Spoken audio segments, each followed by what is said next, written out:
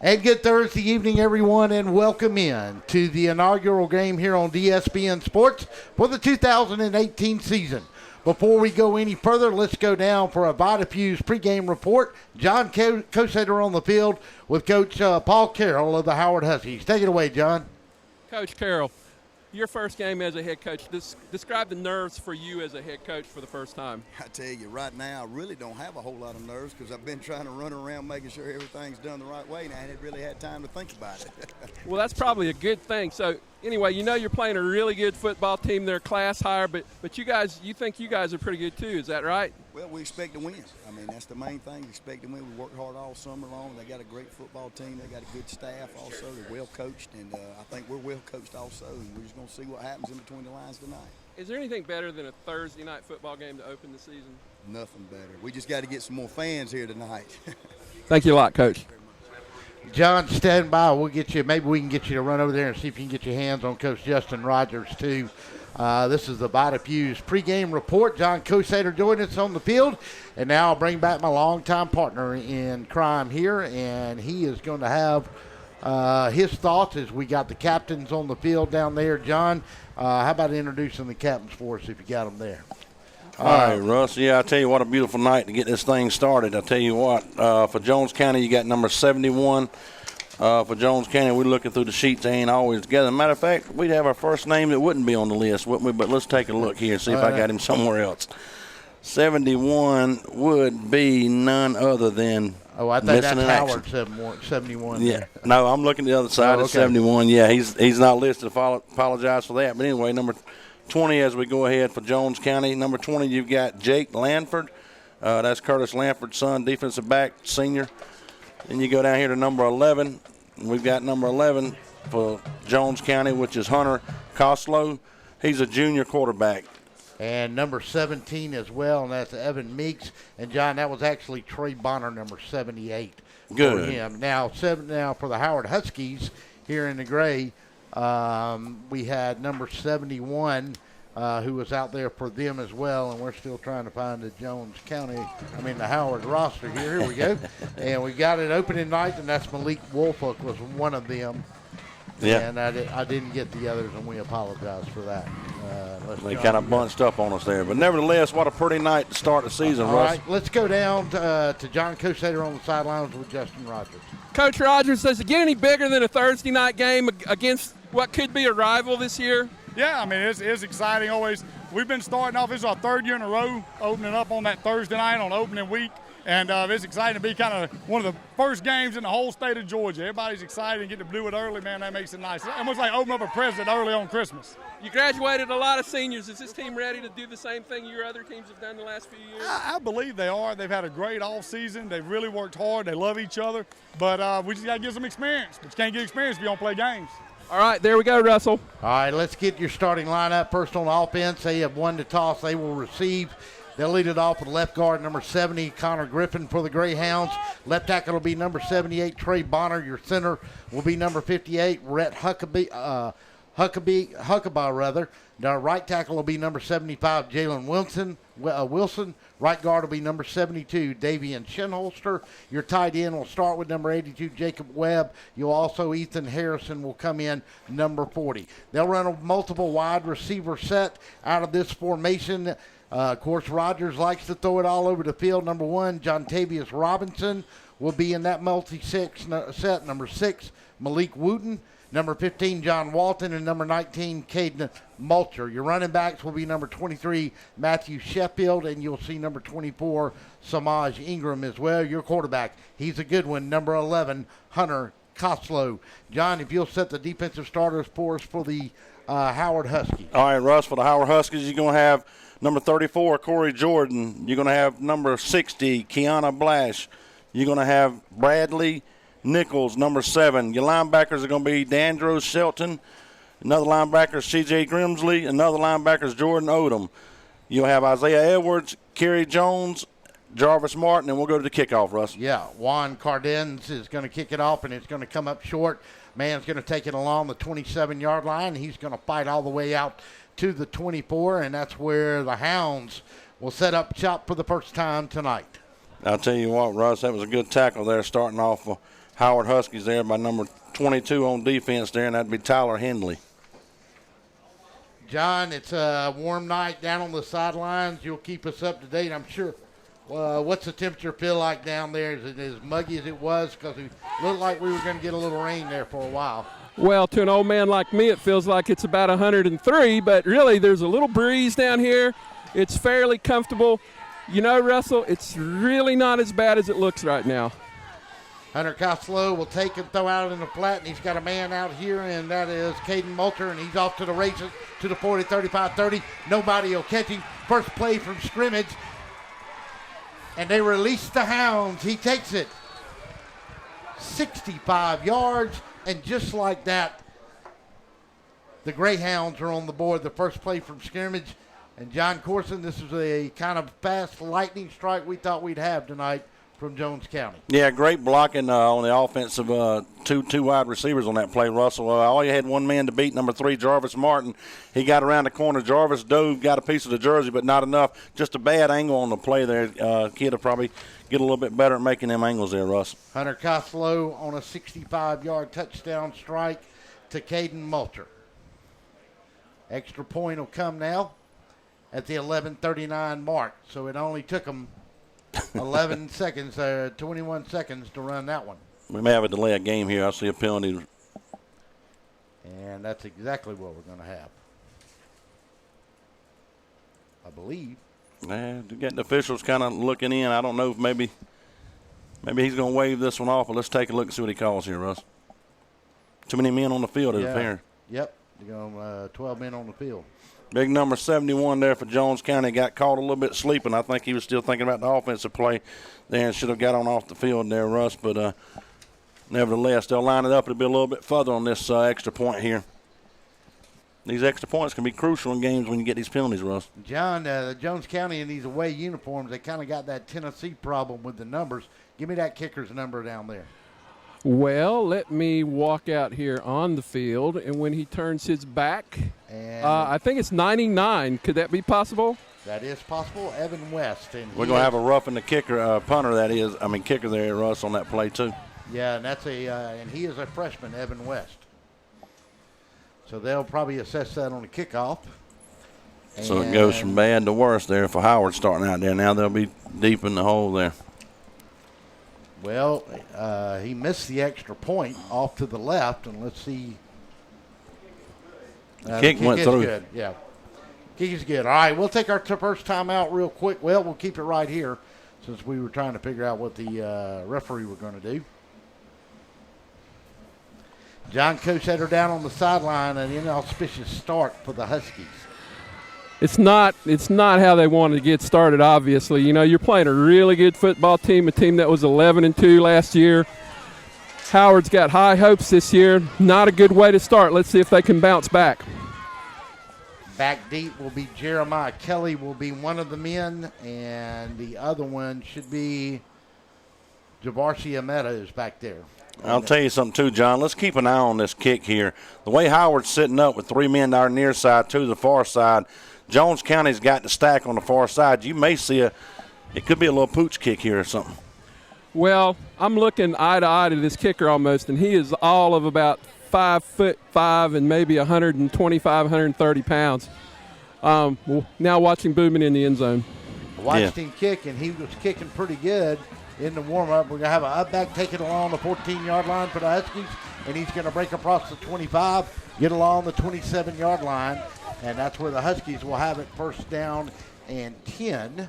And I didn't catch the number on the return. That was number 3 returning it there for and that was Jarvis Martin. Yes, it was. Up back caught it, so first down and 10, and the Huskies will try to answer here. You know, guys, one thing that's going to be important, we know Jones County, they come in, I believe, ranked, John, you might correct me on these rankings, number 5 in preseason polls and 5A. They just have been explosive on offense under Justin Rogers. We'll get to you in a second. Quentin Sewell, he'll be in a shotgun, and they'll take and they'll leave it in the belly of the single back. He'll push across the 30, get to the 32, and that's where they'll mark him down, and I believe he's going to pick up 5 yards on the play. So good push up front, across the front for the Huskies. They'll go Brandon Wise, and Alden Murphy at your tackle and guard. Hayden Crosby will be your center. Right guard will be James Bryant. Aaron Kurtz will be your right tackle.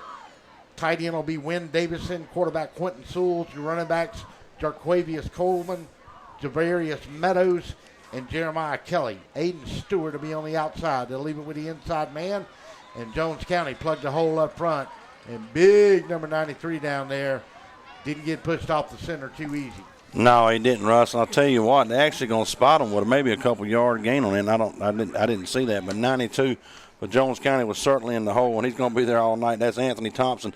Russell, this kid here is a sophomore. It was 93, Josh Burney, I mean. Yeah.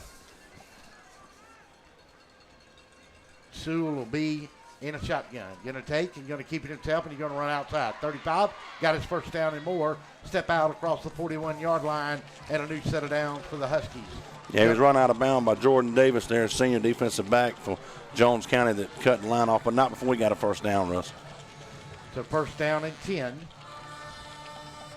This is a lot what Howard needs right here, just some steady first downs to keep this thing moving a little bit. Quentin Sewell with his feet, and he got him a first down. They'll go single set back here. It's interesting at the media days that now they broke into that wing T formation. They go Jeremiah Kelly on one side. Javarcia Meadows will take it, and we're going to get a flag, and I'm not sure if we got a hold over there by Jarquavius Coleman or not. Let's see. You see anything different down there, John? It kind of looked like they could have got him on a little bit of hold or a little bit of. Yeah, I didn't see a whole lot. It's a very physical game. You can tell that. You can hear the pads popping down here already. Sideline warning is what we're going to have, Russ. Yep. Sideline warning on Howard. Aiden Stewart will come out to this near sideline on a 1st and 10 play. It was a sideline warning, as John Corson let you know. So Kelly will be the wing to this near side. Coleman will be in the backfield with Sewell. Meadows will be to the far side in the wing formation. Coleman will go under center. Now he'll come back out. Whether Sewell will come under center and come back out. Long count on a 2nd and 8. 10:07 on the clock. Jones County got a lead. They're going to take and they're going to give it this time to Meadows, and Meadows is not going to get much. He may get to the 45-yard line. And let's see, they're going to mark him on the 44. So he's going to get no gain, and he had great pursuit coming this side. Yeah, number 44, Javarius Venerable, sophomore linebacker there for Jones County. They're playing a lot of sophomores on this defense. As we said, for Jones County across that front, there goes Say, Boykin, Bogman, and Hurt. Linebackers will be Sheffield, Jones, Richardson, and Mills. They're going to run a 4-4 here tonight. Your corners will be Jordan Davis or Jamal Williamson, but he has been out hurt. Dominique Bass, Lanford, and Alvante Cornelius. Quentin Sewell in trouble. He's going to dig, and he's going to get to about the line of scrimmage, may get to the 45, and that's going to be about it. And it's going to bring up a 4th down and decision time now for the Huskies, their first big decision of the game, coming right now on our 4th and 7. Yeah, he was met by number 42, Adam Mills, senior linebacker. Let's see, they're pulling out the plays. Now they're coming back in with the punt group, so they're fixing the punt. I've never understood why they rushed off the field and tried to set up a fake like that. And I guess to keep, they might catch 2 if he'd snap it. Oh, that should be a flag, Russell. 2 was not off the field. Well, let's see. They're not going to give him the field. No, he was still kick. 3 yards on the field. And it's going to roll inside the 30 and take a pack bounce down to the 23-yard line. And with 8:28 to go here in this first period of play, with a 7-0 lead for the Jones County Greyhounds. Yeah, Howard actually had number 2 for Jones County still stuck on the field about 3.5 yards. I'm surprised the official on the far side didn't see that one. But it is the first game, and we're all getting warmed up. First time, 5th year this year for Justin Rogers. They've made the playoff every year. The 2nd round or more. They went 11-2 last year and got knocked out by Stockridge in the 3rd round.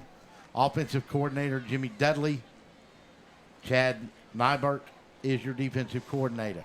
Going to look and throw it to Platt, and it goes a little high, and the Huskies had some help on him that time. Coming hard was Bradley Nichols. Yeah, they jumped off sides, the Huskies. He had number 2, came around from this defensive end spot here. Dre Shelton, he jumped off sides there, Russ, so they're going to get him a little extra yards, and we're going to start this first down again.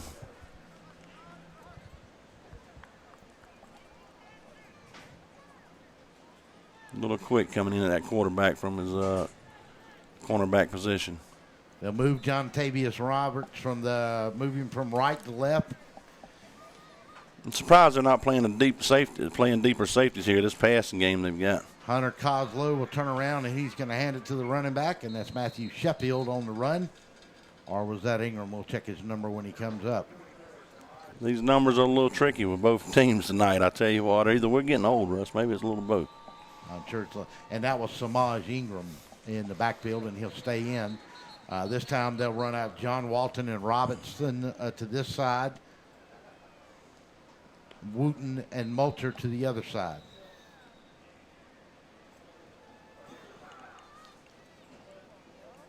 Official timeout. I'm not exactly sure what they're doing here. They're checking the spot of the ball. Going to be looking down at a second down and about 2. Ball's going to rest just over the 30-yard line. Below the 31. Got to get to about the 33 and a half to pick up a new set of downs. As we said, Walton will be to this near side along with Robinson. John Walton will be out to that far side. And I believe Malik Wooten will be over there, and that is Wooten. I think they had a problem with the marker, the guy that marks the field over there. He's got first down still sitting back 5 yards, but with it being a penalty, he's just moved it up now, but it shouldn't be on. He's still got it on. Yeah, okay, I see he's sitting it up. Yeah, he's got the marker back straight on the far side of the field there, Russ.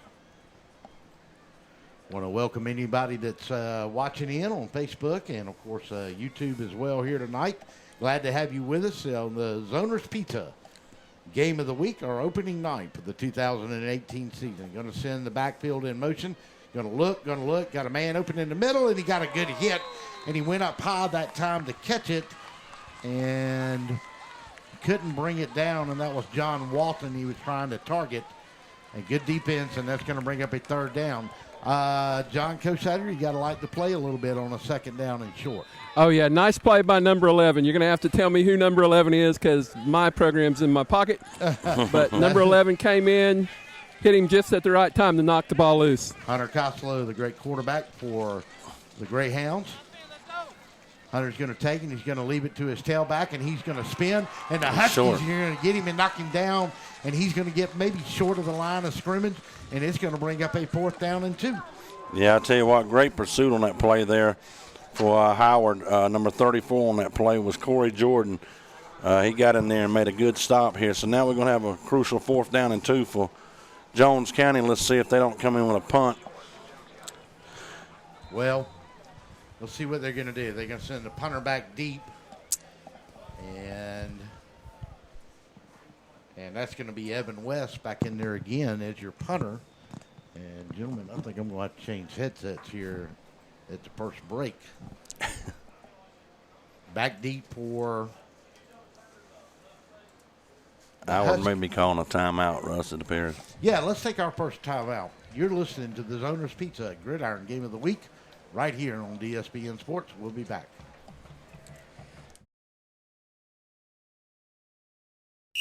Oh my, what a pizza pie. Take one bite and you'll say it too. In fact, take one bite of anything they cook at Zoner's Pizza Joint and they've got you. You will immediately taste the difference because they make their dough daily. Use only the finest cheese and top quality meats. Zoner's even cuts their vegetables fresh daily. Combine all that on a crisp crust taste of a stone oven, and in between bites, you'll say, oh my, what a pizza pie. Zoner's Pizza Joint, Forsyth Road, Macon, and Houston Lake Road, Warner Robins.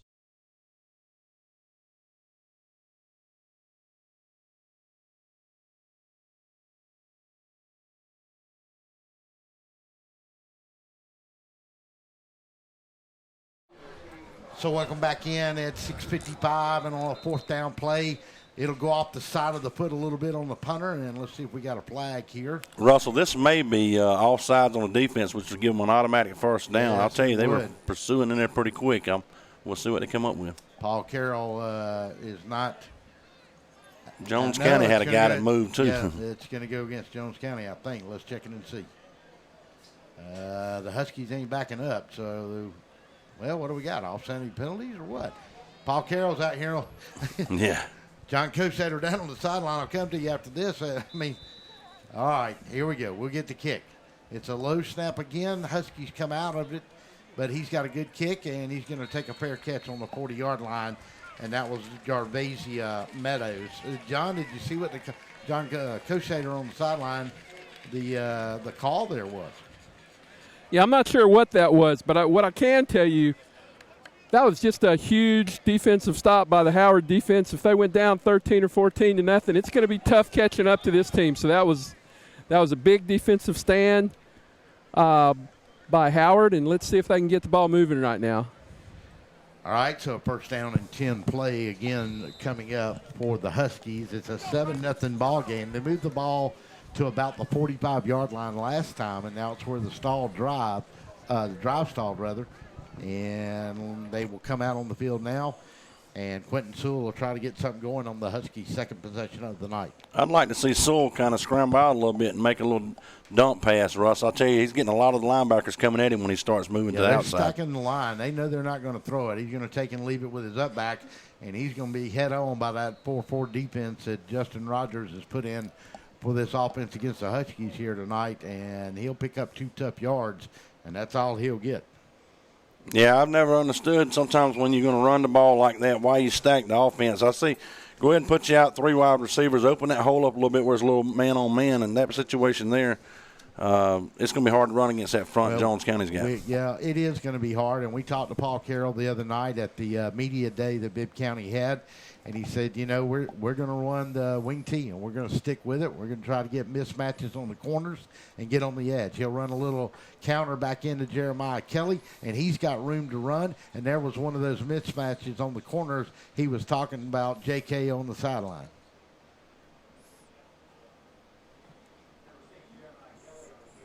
J.K.'s wandered around there. Must have lost him. 3rd and 2. Third Quick down snap. and 2, and the quarterback's going to get a sneak, and he's going to get a first down, and he's going to get across the 50, and he's going to get on into the Jones County 45-yard line. He's going to pick up 7 yards, and he got a good push up front, and we got a Greyhound a little slow getting up, but he bounced right up, and that was number 9, and that was Darien Boykin. He is quite a player and got a lot of folks looking at that young man. Tell you what, there's some good blocking here on our near side for Howard there. I tell you what, he had a nice hole to walk through on the near side of the field there, right to the left of the center. Good job by the center. So a first down and 10 play, 7-0 Jones County leads it after they scored on their opening play of the game, a 65-yard strike from their quarterback on the first play of this game. And let's see, delay a game. Yeah, that just kills your momentum. Not a good thing, John Cosater. That just kills you on a drive. Yeah, the coaching staff was pretty frustrated right there. They were trying to get the play in quicker. The quarterback was looking over and maybe was having trouble getting the play in. They were fixing to call a timeout, but it was just a little bit too late. And, yep. Backs you up 1st and 15 now.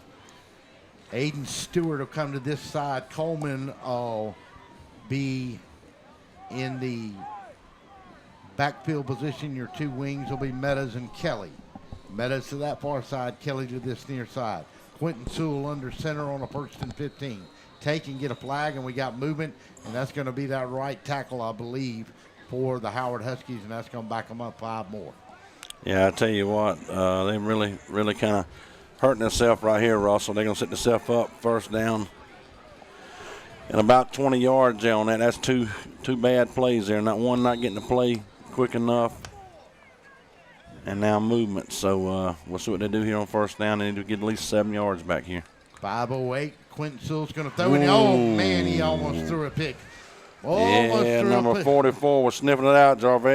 Jarvarius Vernable. He's a sophomore linebacker there, Russ. He had nothing but space in front of him. If he had the ball in his hand, he just dropped it. I saw John Kosader flinch when he threw that pass. I did flinch because I saw the linebacker, and evidently Quentin didn't see the linebacker. Yeah. Everybody saw him but Quentin, right? All right, now they're going to go wide out. So go two to this near side. They'll put Coleman and Meadows out here. Coleman will be in the slot. They'll Stewart to the other side, and they'll take and Quentin Sewell's going to take it himself on a second down and about 10, and he's going to pick up about 5 on the play, and he's going to get. He actually broke out of the. Yeah, he sure did. But they had done blowed it dead. So this can bring up a 3rd and 5 at midfield now. Yeah, Quentin's got to, John, if you see that down there, Quentin's got to quit looking at the way he's throwing the ball. When he's throwing to the receiver, he's never looking off. The linebackers are reading his eyes. He's looking dead where he's throwing it. Well, and that's also, John, Coach Sater, when you practice the wing T, you're not going to be very good at some of those subtleties that Justin Rogers is going to have on the other side with Coslow. Low snap, Quentin Sewell will take a look. He'll run it himself. Got 5. Can he break away? He's got a new set of downs. He got a block. He'll get inside the 40, and they'll mark him out maybe along the 39. Heads up by Quentin Sewell, and he turned a 3 or 4 yard play, John Kosader, into about a 12-yard play. Yeah, no doubt Quentin Sewell is elusive, and he can run the football. That's his strength. He dropped back to pass. He didn't look very long to pass. I think he wanted to run the football, but it still puts him in maybe a 4th and about 4.5 or so. So, yeah, and they're going to try to pin them deep and get field position. And you know what, guys? I don't know necessarily if field position helps you against Jones County because they can strike from anywhere. And we got another flag, and I don't know what it is. And Coach Carroll is wide open, and he may have a new set of downs here if this is against Jones County. Yeah, I tell you, it appeared that Jones County had moved on that, but we'll see exactly what they do because there's been a lot of looking back and forth on these plays, but Jones County don't look too happy. Yeah, that's going to go automatic against Jones first County. down. It's going to go against Jones County, and they're going to have a first down and 10. So a big break, John Kosader. Definitely a big break for Howard. I think they just really need to get on the board right here somehow, give them a little bit of confidence against a very good football team. Yeah, right here you just want to kind of set it up, Russell, run you a few little safe plays there and keep that chain moving a little bit.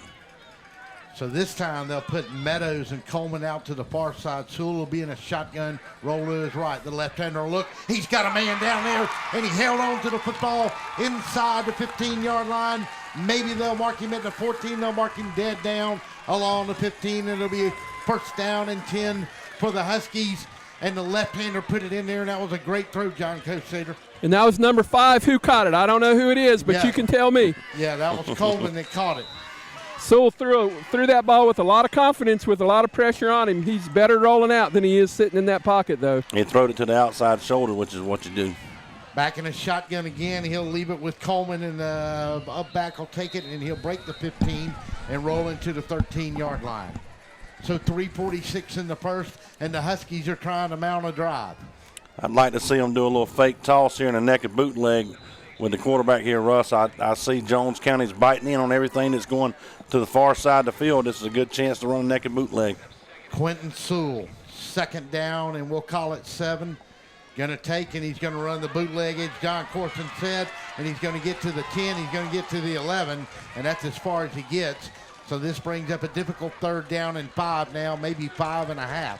Russ, what happened on that play there? You got to hand that ball off, Kozak, to the far side of the field so the linebackers start going that way. They handed it off to the side where he's doing a naked bootleg. That's not going to work. You're already drawing them into you. 3rd down and 5. Clock goes under 3 minutes in the first period of play. Huskies trying to mount a drive. Jones County has struck already early tonight on the first play from scrimmage. 65-yard touchdown pass. Glad to have you with us on DSBN Sports, our YouTube live channel, and on Facebook. Timeout, and the Huskies will take it. We'll take it with them. 30-second timeout. 7-0. Greyhounds lead it. Huskies knocking on the door. We'll be back.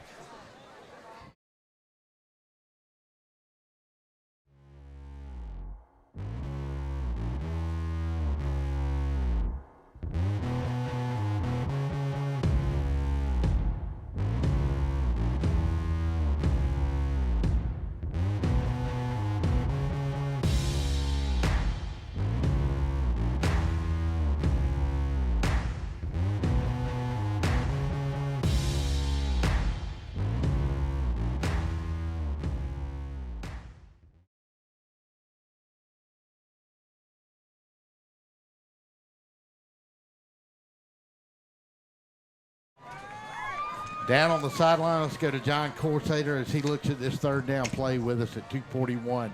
Ball sits along the 10-yard line. Well, can you hear me? Oh, there we go. There we go. The talking was pretty calm there. They just want to have a good play right here. If they said if they can't get the touchdown, we can kick the field goal. So, coming out of here with points right now is just crucial. Yeah, need to have a play that's going to run them back closer to the center of that field, with it being the first field goal attempt if it comes down to that. But we'll see. Hopefully they'll get a score here. Wynn Davison now is in as an up back. Quentin Sewell's going to be in a shotgun formation. Coleman will be set off to his right. They'll go two wides to the far side, and they'll do a deep pitch. Man's going to come inside of the 10. He's going to get to the 5, maybe the 6-yard line. Boy, decision-making time here. You're a half yard short on the first down, John Corson. What do you do here? I'll tell you what, Russ. You got two options here. Run, you can get up there real quick and let's set up a snap, or you can have the quarterback call a tough audible there, a good hard count, and get them to jump. They're going for it. No doubt about it. They're going for it. The coaching staff, they're being aggressive right here. Well, I mean, you're playing one of the top 5A teams in the state, and you're knocking on the door. You got to give yourself a shot here. They'll take and go, and they'll leave it to the back around the other side. He'll cross the 5. He'll fall into the 2, and it'll be first and goal for the Huskies. I'll tell you what, a lot of great offensive calling here on this set of downs. Once they got the ball back on the mistake by Jones County, they've made it count, and they've burned up these last 4 minutes and 30 seconds as we're down to 1:52 in the first, Russ. Clock runs under 150 to 145, and it's a first down and goal for the Huskies. Taking a long time to get this play out. They've got Stewart out to this far side. Quarterback's going to take it, hand it inside. He's going to push. He's going to push. He's going to push. I believe he's got a touchdown. And he's got a touchdown. Quentin Sewell from 2 yards out, and the biggins up front got him enough push to get him in for the score. And it's 7-6. And all of a sudden, at the end of quarter one, we got a ball game. I'll tell you what, Russ, what a great job by the center. I've talked about him a couple times now for Howard, but, man, he's doing a fine job in the middle. That guy is driving his legs and moving. Jones County right now is kind of a little bit slow setting up for the extra point here. Yeah, they're going for this. Yes, they are, and they didn't fool anybody. They'll throw it in the corner of the end zone, and they got a man down there for a 2-point conversion. Man. And that was number 1, Aiden Stewart, that caught it for the Huskies, and the Huskies take the lead over the Hounds. It's 8-7 with 1:32 to go in the first period of play.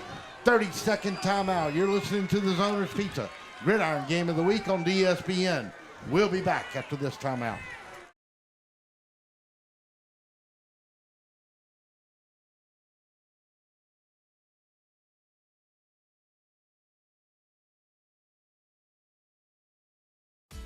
Is your house having a midlife crisis? Maybe it's time for a nip and tuck. Cherokee Brick has been transforming interiors and exteriors for over 100 years. Where you see a blank wall or old porch, we see potential.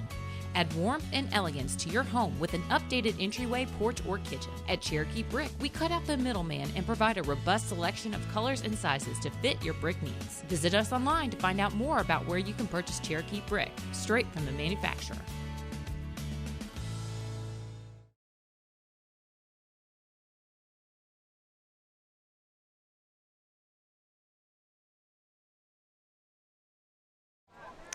And welcome back, and Huskies going to do a little short kick, and let's see who's going to recover it down there. Jones County's going to get it as we came back late coming out of that break that time. And looks like Jones County's going to have a shop set up right there somewhere around the 28, 29-yard line there. So minute 26, we've watched them as they warmed up, John Kozik. They got a nice passing game, Jones County does. Do they try to air it out here, or they play a little more conservative being down 1? I think Jones County's going to try to move this ball and get down there. Jones County, knowing how they've been the last 2 or 3 years, I look for a steady flow of passes right here. Jones County isn't behind in a whole lot of games last year or this year yet, and, they see themselves down early. And they're going to give it to the up back, and Costello was late leaving it in there in his belly. And he paid the price for it as well. Yeah, I tell you, you don't want to go in, not go in, you don't want to end the first quarter with your team kind of a little bit like this. So them guys up front, I know it's been a minute since they've been out there. There's no reason for them to be tired. I'd be firing somebody up if I was in there on that offensive line. Samaj Ingram is the man in there. Watch 19 on this pass play, Russ. They go trips to this near side, one to the far side. Coslow's going to drop back, and we're going to get a flag. And I'm not for sure. Did somebody move over here? He was going with Walton Robinson. Defense encroachment.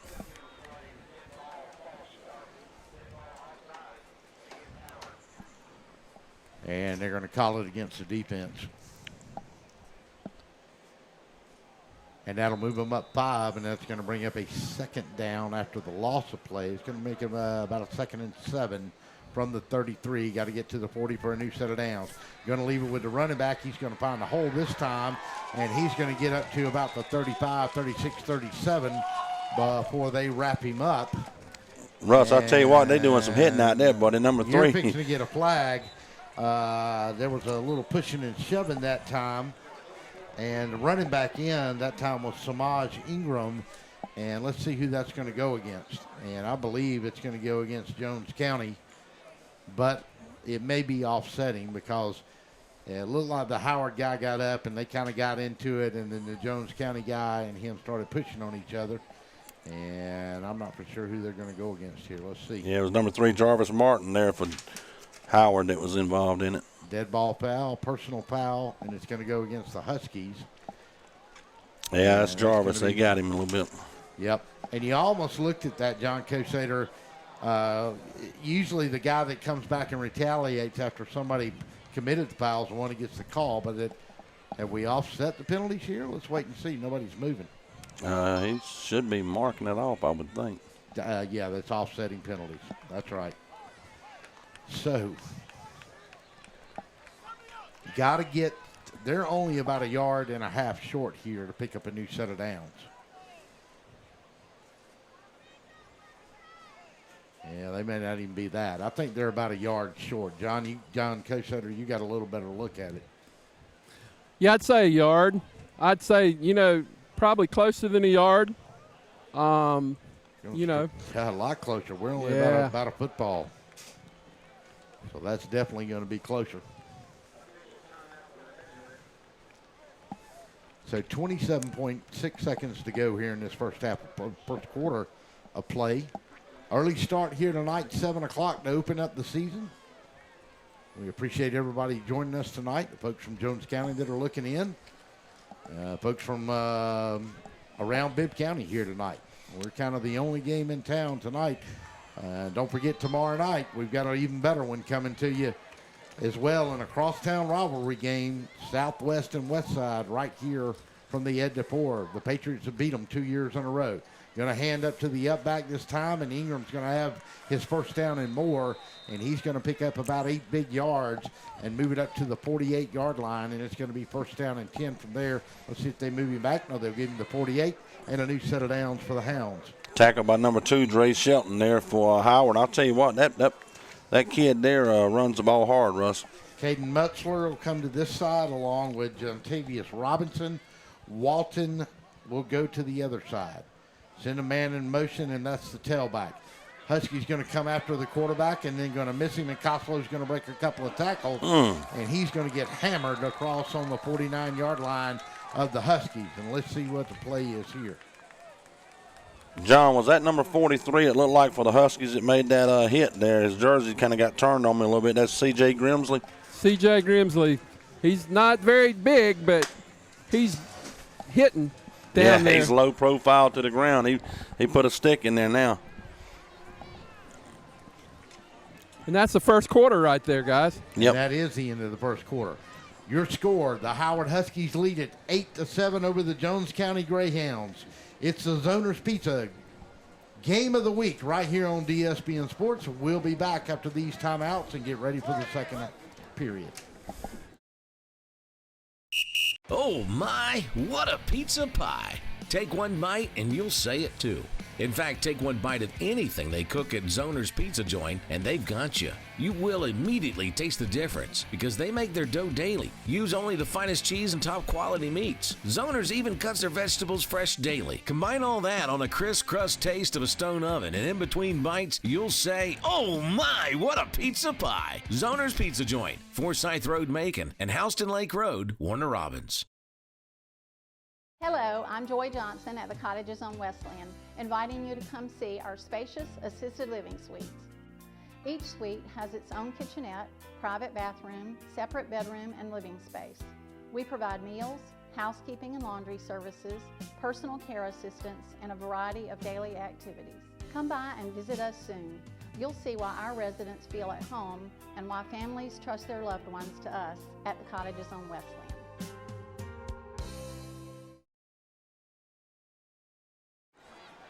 On a 2nd and 6 play as we start the second period of play. Koslow in a shotgun, going to take his time. Going to go to Ingram, going to run a little sweep to that far side, and he's going to get a tackle broken, but he's going to get met down short of the first down along the 43, maybe the 44-yard line of the Huskies, and that's where they'll stop him, and that's going to bring up actually about a third. It's going to be a long 2, maybe 3 to go on that one. I tell you what, 43, C.J. Grimsley, John, down on the field, he sure is making some hits. The whole Howard team's just really hitting, attacking the football right now. They look good. Robinson to this near side. Ingram will be a single setback. Koslow will go to him. He'll step in. He may have his first down, and they're going to call him down about a half yard, maybe a yard short. And I'm sure Justin Rogers is not going to be happy with that. But they're going to, let's see, they're going to kick I'll tell you what, that was, not? Man. Yeah, that was your guy again with that initial hit. Yeah, Number 43. CJ, I tell you, this kid's having a great first game, Russ. They're going to come up in a heavy set, and they're going to bring in another guy to play quarterback on a 4th down play, and they're going to take and toss to him, and Fumble. he dropped it on the ground. And Howard's gone. Pick it up. He's got it to 30, 25, 20, 10, 5. He's gone, he's gone, he's gone. 33. Ooh, number 33, Russ. Number 33 for the Huskies picked it up. Isaiah Edwards scooped it up around midfield and took it the distance. They went for it on a 4th down play, and all of a sudden the Huskies lead it 14-7 with the extra point coming. Things are getting interesting here, as our buddy would say back in the day there, Russ. Well, keep hanging around, and that's what you want to do against a good football program. But you are kidding yourself if you think this thing's anywhere. They're missing a player. Yeah. Howard's missing a player on the field, guys. Russell, they don't have a kicker out there right now. Yeah, no, Big 55 was over there. They don't have a kicker out there. They don't have a T out there, I don't believe. Yeah, well, that's because they're going to go for 2. Quentin Sewell is going to stay in this thing with one of these weird, I've never seen this the way they do it. And Here now, comes the kicker. And now they're going to move the kicker out, and because they didn't huddle, they can do that. Number 17 will come in and do the honors for the Husky. And this is Elizabeth Rodenroth. And she kicks it, and is it up? And it is good. So the young lady, Elizabeth Rodenroth, gets her GHSA regular season game field goal. How about that, point. buddy? Who says they can't play, Russ? Timeout on the field. 15-7, 10:36 to go. We'll be back.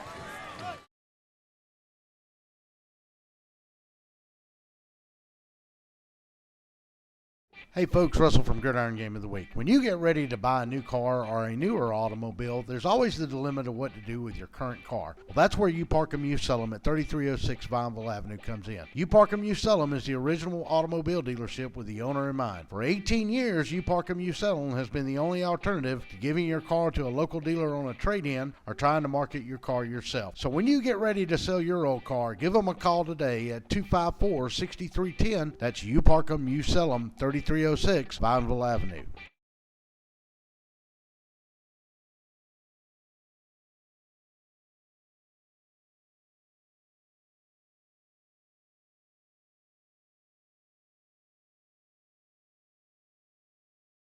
Hold on. Welcome back to Ed DePore. We'll kick it, and they'll kick a little pooch kick, and somebody will take it along the 39, and that was number 19 that time for Jones County, and that was Caden Mutzler, and it came out of his hands, and he fumbled it out of bounds on the 41. Tried that little pooch kick down to the field to John Kosater. John, that was a big play for the Huskies to get the turnover and get some points on it. Well, there was no way Justin Rogers wasn't going for that 4th and 1. The offense hadn't been moving the ball. Looks like they had a little toss to a running back coming across, and he never really got a handle on it, and Howard picked it up and took off. Robinson and Walton to that far side. Malik Wooten to this near side. They'll also put Mutzler to that far side and go trips to that far side. Low snap. You're going to give it to the running back, and that's Ingram, and he's got room to run, and he runs good. He goes from the 41 to the 48. But, man, oh, man, he got the wood laid to him on the sideline, and his helmet is off. Yeah, that'd be CJ again, number 43, knocked his helmet off. Real close. He kind of tried to stay in there. John Kozik make another little extra yard there, and I think my boy hit him pretty hard there.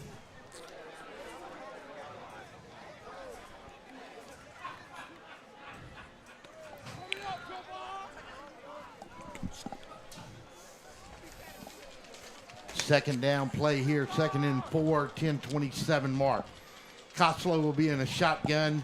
He'll send Wooten out in the flats, and he'll throw it out to him. He's going to break inside. He's going to get a tackle, break one tackle, get to the midfield, and it's going to bring up a 3rd down and 1. Yeah, number 43 again in there on the tackle there.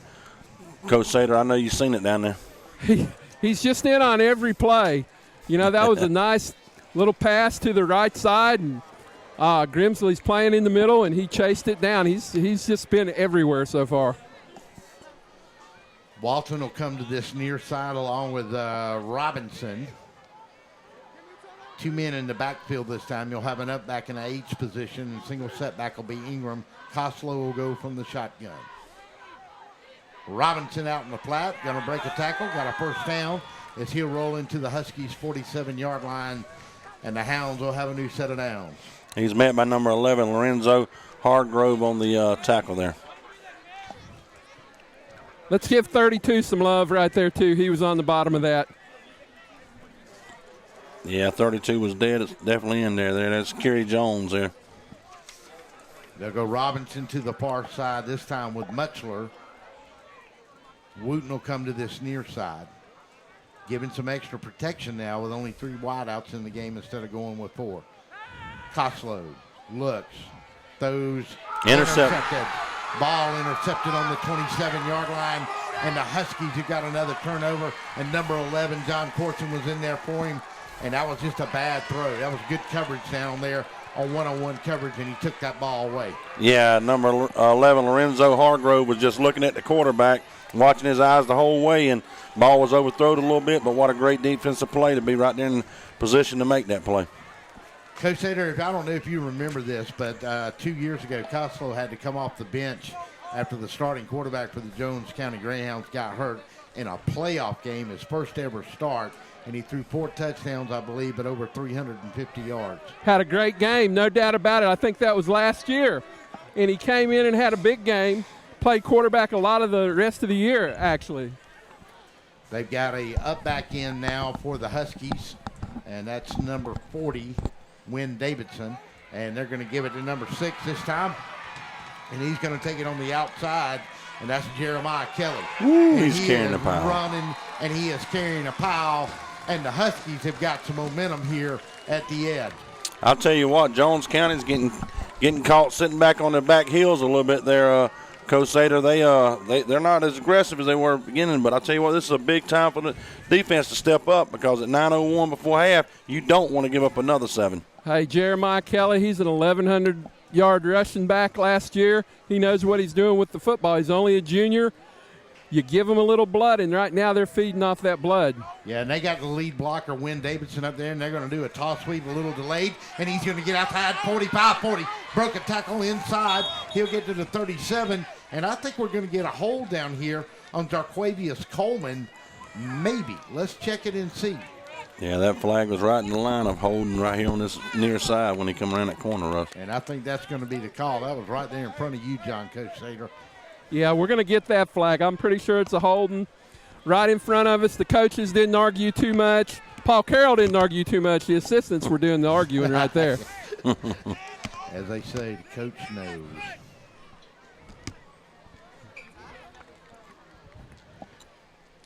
So that's going to back them up from the point of the foul, and I guess the point of the foul was around the 48-yard line. And I see one of our former broadcasters who'll be here tomorrow night with us, Mark O'Quinn and his lovely bride, Kelsey. Mark sporting that nice jersey there, too, that Georgia jersey, Russ. I know you, a shirt there. I know you probably want one. Yeah, that's absolutely great. All right, Quentin Sewell, he's going to get outside, and he had a man that trapped him on the inside, and they're going to get another hole, and he's going to have a big run, and they're going to get a hold in the backfield, and that's going to back him up. And that's going to put them from a 1st and 13 to a 1st and 18. You got a big play, John Coach Sater. You can't do this to yourself. Jones County will eat you up if you do this during the football game with them. Yeah, and I think Sewell was already past where the hold was called. He had turned the corner, and the hold was kind of behind him with somebody trailing. Isn't that always the case? Seems like it. So that's another huge penalty right there. Yeah, they got big number 55 on that far side there. Russ, James Bryant there, he was the one that was guilty of that hold. And you're right, Crusader, the play was clearly about 2 or 3 yards around him when he done it.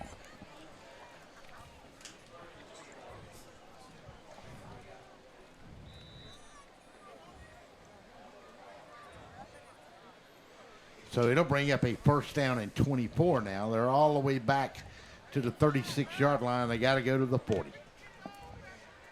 So Quentin Sewell in a shotgun. Wynn Davidson will be the up back, and they are going to get another penalty. They should have got one on the player moving, and he's going to throw it short, and he turned the ball over, and it was a bad throw by Quentin Sewell, and he shouldn't have done that. No, that was man-to-man coverage there. Jones County clearly had him covered up, and the throw was a good 4 or 5 yards short of where it needed to be, Coach Sater. I know you've seen that right in front of you. Yeah, that was not good for Quentin. He looked straight at the receiver. The cornerback was reading him the whole way, and it wasn't a good pass. But, trying to make a play, they got to remember they have the lead right now. Yeah, they've been running the ball pretty well other than the last couple holds. You thought they would stick with it a little more, but maybe a shorter pass would have been a little bit more appropriate. So Koslow will come out. Wooten will be to this near side. Robinson and Mutzler will be to the other. They're going to go to Ingram. Ingram's going to get a hole, and he's got a big hole, and he may go. And he is going to take it for a That's touchdown. A block in the back, Russell. Coach Sater, I know you've seen that. The guy was clearly not going to get to the runner, and he blocked him in the back right there at the goal line. This is going to be terrible against Jones County here. And I believe that was Malik Wooten that ran the football. Well, Malik Wooten has wheels that we hadn't seen yet from Jones County for sure, because he turned that corner and he was gone. Yes, he was, but an unbelievable play down there, and it's going to cost him a touchdown. Yeah, clearly blocking the back. He blocked him in the back just as he was going to the end zone, and the runner was still behind him. He actually outrun the runner. He caught him from about 7 yards behind him, caught him and passed him, and had no reason to even put a block up at all. The defender was clearly letting him go in, Russ. He was out of play. These are the ones that can get a little funny on you, Coach Sater. Sometimes you can take these touchdowns back. They're going to give him a touchdown. Give him a touchdown. And call it a dead ball foul? They're going to say it was after he scored. After he crossed the goal line. And Justin Rogers, good job. He went over there and politicked for the play, and he got it. Yeah, he got it because that was clearly right before the line. But, hey, nevertheless, it's going to be looks like it appears to be 7 for Jones County. They hadn't changed the scoreboard yet, Russ, but he did wave it as a – now they're backing it up, Russ, so they're not going to give them the touchdown. Or are they going to assess it on the extra point? The extra point, I guess. Yeah, I think they gave I saw the referee raise his arms for a touchdown. Yeah. Right. So it's 15-13, so this is going to be assessed on the extra point at 7:54 to go here in the second period of play. We just hadn't never changed the scoreboard yet. But I agree with you. I seen them give him the touchdown, but I'm kind of curious if that was a little bit done pre-early. But nope, they're going to kick the field goal. So it is going to be 15-13, Russ. So Evan West is going to have to kick this thing from 35 yards. Let's go, D! And an important hold will come here. 15-13, big extra point. Snap is high, and it's not going to go anywhere, and another special teams problem for the Jones County Greyhounds. I'll tell you what, if I'm Coach Jones County, I'm telling the holder, don't never throw that ball. All right, 30-second timeout on the field. 7:54 to go in the second period. It's the Zoners Pizza Gridiron Game of the Week on DSBNSports.com. 15-13 is your score. We'll be back after this timeout. It isn't said enough, but America is the greatest country on earth. We at Macon Boots know that without hardworking people like you, we wouldn't have any of this. Thank you for all the sacrifices that you make. You are proud of your job, your work, and yourself. You should also be proud of the boots you wear. We have all of your favorite brands at the best prices you will find in Middle Georgia. Macon Boots wants to serve you.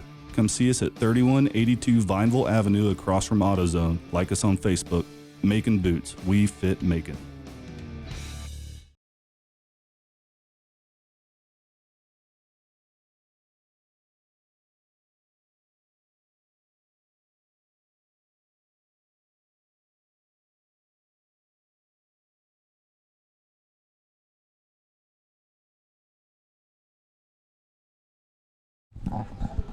So we got a little jet sweep, and he took it the distance, and the Greyhounds are on the board, but a personal foul at the end of the play backed up the extra point. It was going to be a 35-yard field goal attempt, and it was a high snap, and to no avail. The holder tried to throw it out in the flat to nobody. Of course, nobody from Jones County was out there. And just like that, it's a 15-13 game. And with 7:54 to go in this first half of play, John Kosader, the Huskies are going to get another shot at it here, and they probably need to put points on the board again to stay with this Jones County club. Well, you know, I think you can expect Jones County to score 30 tonight, so you got to outscore 30. They're up 15-7. They're moving the football. Then two costly penalties there really hurt them.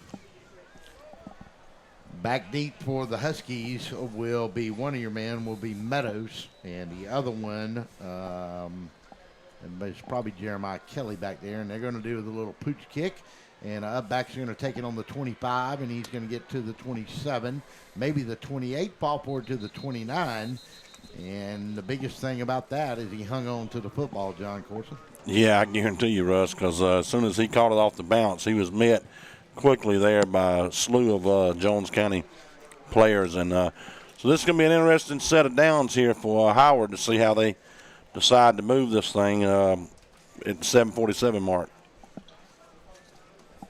15-13 is your score. Jones County scored on a big sweep. Ran a little jet sweep that time to number 6, and that was Wooten. And he got past the linebacker on the outside about the 40-yard line, and there wasn't nobody going to catch him, I can promise you. First down and 10 along the 29. The Huskies will set up shop. It's the Hounds and the Huskies here tonight, and we letting the dogs out all over the place in here. Sewell going to throw it out in the flat. Got a man out there. He's going to spin. Going to get to 30, 35, 34-yard line. Going to pick up maybe 4. Maybe we'll give him 5 on the play. And that play did not develop really quick enough there, and he might have had a little more room to run, but still picked up 4.5, 5 yards on the play. Yeah, Jeremiah Kelly there on the receiving end of that. Russ, I'll tell you what, they've got some pretty quick little spinning you don't want to say tight ends. They're not big enough tight ends, but receivers, they're pretty quick and spinning. They'll go back to that wing T-step, but they'll set a man in motion. They'll go to Jeremiah Kelly. He'll look, and he'll have patience, and he stepped in the hole, and he got to the 40. He got to the 42, 43-yard line, and he picked up a new set of downs, and it's first down and 10 along the 42.5 for the Huskies. And John Kosader, they've done a pretty good job of making some seams up front with this Jones County defense, which is awfully stout. Oh, yeah, they're pounding it at Jones County. They really are, surprisingly. You look at Howard, though, they're pretty big up front, and, you know, they have been able to move Jones County around a little bit. So it'll bring up a first down and 10. We'll mark it along the 42 at 6:48, and the clock runs. A little slow getting the play in. Sewell will go under center. This time Coleman will be the setback. Going to take, and he's going to give it to number 27, and that's Meadows. And he's going to try to get on the outside. Doesn't get enough of a block. He'll lean in for 2 or 3 before Jones County will pounce on him. I'll tell you what now. I'll tell you who's impressive to me down there for Jones County. And let me see if I can grab his number here. He's a big guy, and he can flat move. And I believe it's Zavon Hurt. And he's one of your defensive tackles out there. Zavon's a pretty good-sized fella, but he'll fool you with his speed across the front. Oh, yeah. Take and go to Jeremiah Kelly. He's going to get tripped up behind the backfield and got good penetration that time by Jones County. Yeah, he didn't fool anybody on that one. He definitely got up in there, and they're pretty much stuffing it on this near side. 3rd down and 9, 5:39. The gap has closed to 15-13 here at DePore Sports Complex. Wide out to that far side will be Stewart. Bootleg coming from Quentin Sewell. He threw it underneath, and he was trying to go to number 40 rather, and that was Wynn Davidson. Jones County's got a guy down. He's slow getting up, big number 97. That's a pretty good size kid there. Yeah, Garrett Ballman. And now we've got Ballman go back down on the ground there. Looks like he did. Yeah. We'll see if John can give us some information about him, and we'll take a break and see what's going on. Trainers on the field. We'll come back. 5:24 to go. It's the Zoner's Pizza Game of the Week on DSPNSports.com. We'll be back after this timeout.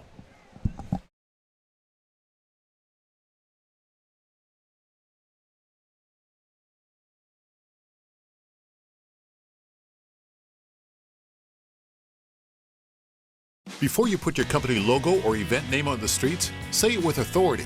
Apparel Authority. Now at a new location off Eisenhower Parkway across from Lowe's. Shirts, hats, cups, pens, patches, we put your logo on almost anything. Our team provides quality craftsmanship and custom embroidery, and our screen printing will turn your design into wearable works of art. Call or stop by in person for a quote. Apparel Authority. Now at a new location off Eisenhower Parkway across from Lowe's.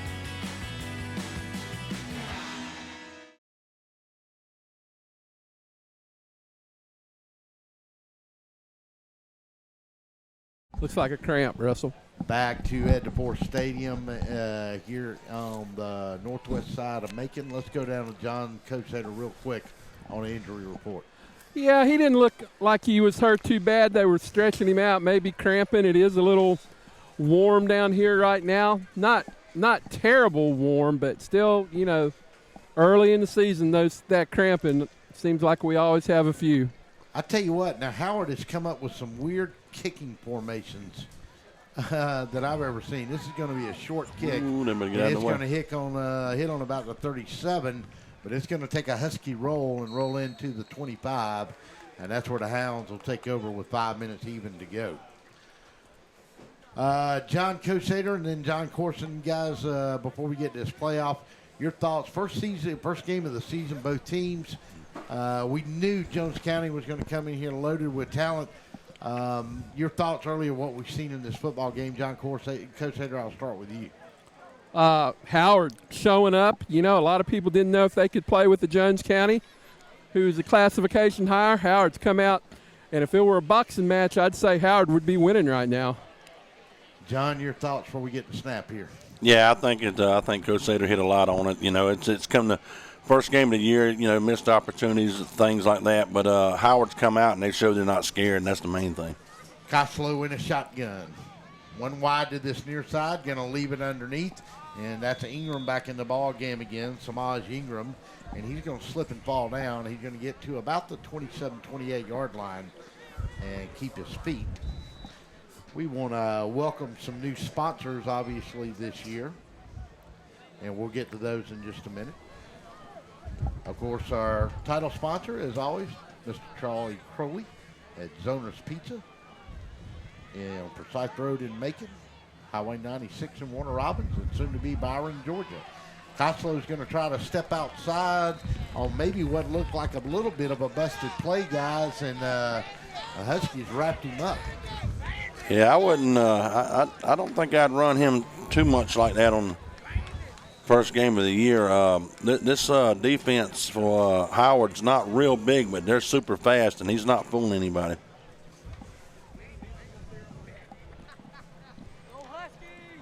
I'm surprised, Coach, that we hadn't seen any more passes to number 19. That kid for Jones County's real good receiver. Yeah, that first play, touchdown, and then they've kind of got away from it. They haven't been able to get the ball to him. Trips to this near side this time, and they're going to look, and he's going to fire on the receiver who was sitting right down on the 39. Would have had a first down, and that was Malik Wooten. And he was, boy, I tell you what, Costello fired that ball in there. That's about as good a throw as you can make. Wooten had it for a second and then dropped it, and it's going to bring up a fourth down, and the Huskies are going to get this ball back, and Meadows is going to go back deep for the Huskies, and he's going to stand along his 39-yard line. Yeah, Lorenzo Hargrove there for Howard made that big hit in the back. I tell you, he dislodged that ball. Got to wonder if he didn't hear a little bit of footsteps in that one. Somebody late coming on the field for Jones County. I tell you, there's been a lot of that tonight. Hey, listen now. Don't put it past yourself now. That's Wooten that's come back in, and he's going to split out part of this side. And we got a timeout. Flag down here, Russ. What in the world can delay a game? Delay a game. They're going to back it up 5. I'll tell you, 3:42 to go, 15-13. A surprising ball game here at the Ed DeFore Sports Complex. Glad to have you with us on opening night. We've been trying to catch our breath a little bit, getting set up early today. And the kick is going to get away, and he's going to have a good kick, and he's going to fair catch it along his 43-yard line. Maybe the 44 is exactly where they'll mark it. And the Huskies are going to be in good field position with 3:36 to go. Like I said, opening night here for the Zoners Pizza Gridiron Game of the Week. We'll be with you throughout the year. We want to remind you every Thursday night starting on August 30th. We'll be live for our Gridiron Gab College Football Show at Zoners Pizza on Forsyth Road, and we may take it on the road a little bit this year. In fact, we are going to take it on the road once a month to the Macon Beer Company, and we're looking forward to the hospitality down there. They'll have a big cornhole tournament going on. They got a statewide tournament going on. I turned on ESPN one day, and they had professional cornhole going. That sounds nasty. Tell you, Quentin Sewell's going to throw it out in the flat. Got a man out there, and that's Jeremiah Kelly, and he's going to break a tackle, and he's going to get from the 44, maybe the 48, maybe the 49. Now mark him at the 49.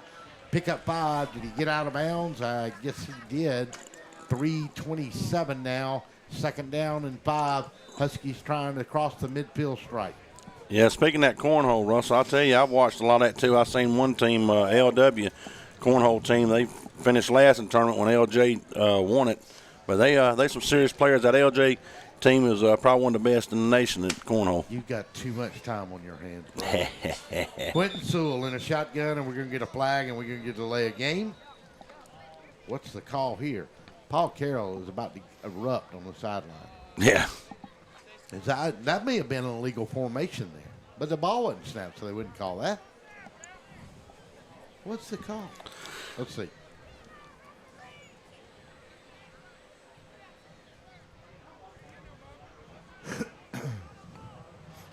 It's going to be against Howard. Looks like they got him on a shift. Is that right? I guess that was the call. That's going to be first down, too. It's going to go against Howard. It's going to back him up 5. It's going to make it second. That's right, second down, yeah.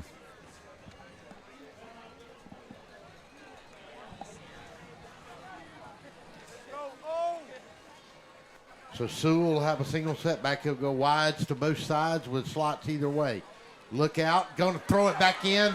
And he dumped it back in on a little middle screen. And he got Meadows open and running. And somebody for Jones County, number 26, reached in there. John Corson, and may have saved a touchdown. Oh, yeah, he definitely saved a touchdown. That was Dominic Bass there, a junior defensive back. Got a good arm tackle there on it, Cosader. Oh, yeah. That was happening right in front of you, and he looked like he may have been off to the races. I could have made that tackle, guys. I believe you, buddy. I was right there. He might have me a little bit in speed, but, I mean, I was in position. Sewell back out on the flat again. This time he does it to Aiden Stewart. Completed, not sure the play call that time on with 2:49 on the clock. It does move him up about 4 yards. He'll go from the 43 to the 39. They're going splits everywhere. Aiden Stewart is to one side, to this near side. They're going trips the other side. And they're spreading it out so the quarterbacks have got a little room to run. I'll tell you what, Howard's done a great job. The coach staff done a great job tonight keeping Jones County off the field, man, on offense. Taking going to run the quarterback sneak, and he's not going to pitch it, and he's not going to get very far.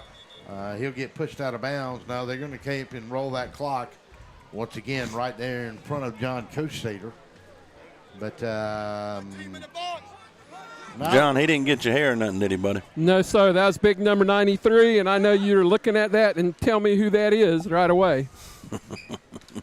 And number 93 that time, and that's Josh Burney, and he's a big one. He's a big youngster, yes, he is. That's a big junior offensive lineman, defensive lineman. He's only a junior. He ain't started growing yet. Quentin Sewell in a shotgun, going to send a man out in the flat, and they're going to try that little waggle play back inside again. And the running back is going to keep his feet. No, he couldn't do it that time. Meadows, he's only going to gain a yard. And now it's a fourth down decision. And I'll tell you guys, I don't really like the play calling in that series of downs. Especially when you're throwing the ball to the near side, Russell. That's short side of the field. As we've seen, Coach Sater, with all the players that they've got, they have to move it around a little bit where they got some space to fool somebody. No doubt about it. And that was that bubble screen again that had worked a few minutes early. The pass was a little high, though. And they're going to reach for the first down, and I think he's going to be They're going to measure this one, Russ. Yeah, he's short. Yeah, they macked it. They're going to bring it back as they move it back. That's going to make him short with 62 seconds to go in the half in a 15-13 ball game.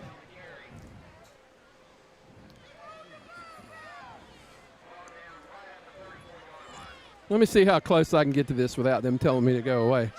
He's got to get to the 33 to get a new set of downs, and he ain't there, boys.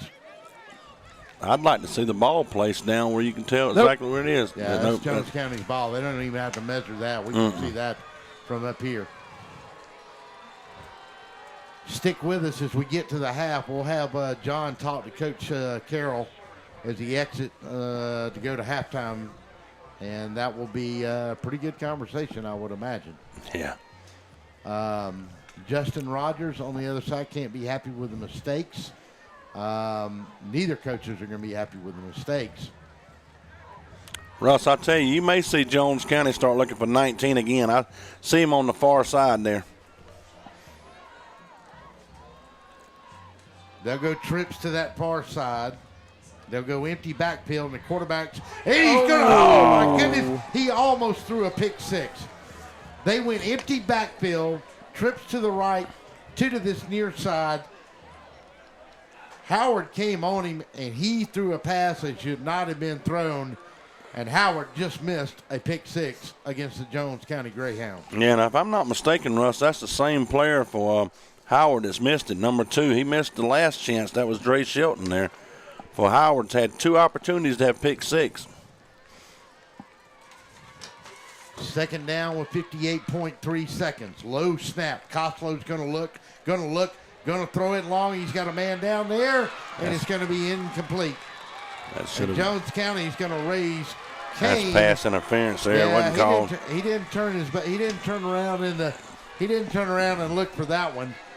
Marco Quinn out in the audience just turned around and looked at us and said, Yeah, he wasn't even facing the right way on that play, Coach Sater. Got away with one there.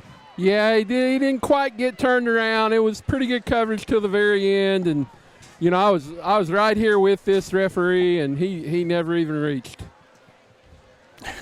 So 3rd down and 10, and got to be careful on this pass play if you're going to try to throw it here now. God, that was a pretty pass. Well, this kid's got a nice arm on him. Koslow in a shotgun again. This time he'll have some protection back there. It's Ingram. He'll step up. Now he'll step out. Throws it out in the plan and trying to give somebody room to run. He'll step out on the 49. That'll give him a new set of downs with 41.5 seconds to go. And the Huskies cling to a 2-point lead. And Jones County just trying to chip away here now. If they use the clock right, John Coach Sater, they may give themselves a position to kick a field goal and take the lead at half here. Oh, yeah. That was the best pass the quarterback's thrown tonight, I think. He got set, threw a strike to number 1. Nice-looking play. Wideouts to both sides, slots on either side. In a shotgun comes Koslow. Ingram will be back in the backfield. Now he'll fade back there. He's got a man open. Throw it in the middle of the field, and the big man went up and got it, and that's a nice catch that time by number 1, and that's Jontavius Robinson. Jones County's coach come flying out on the field, got the timeout with 30.7.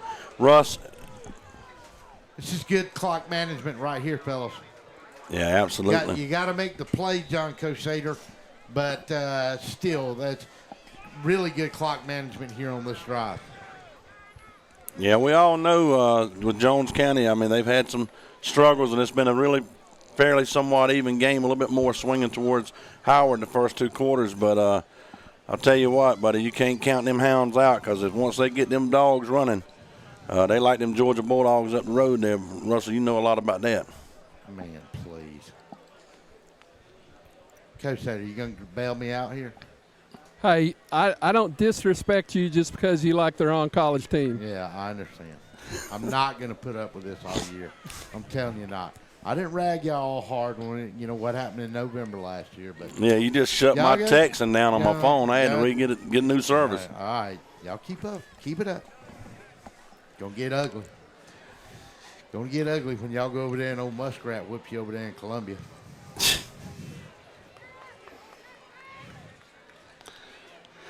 So here we go with Jones County on a 1st and 10, 30 seconds, a little over 30 seconds left here before half on a 15-3 game led by Howard pretty much most all the game other than when Jones County struck first.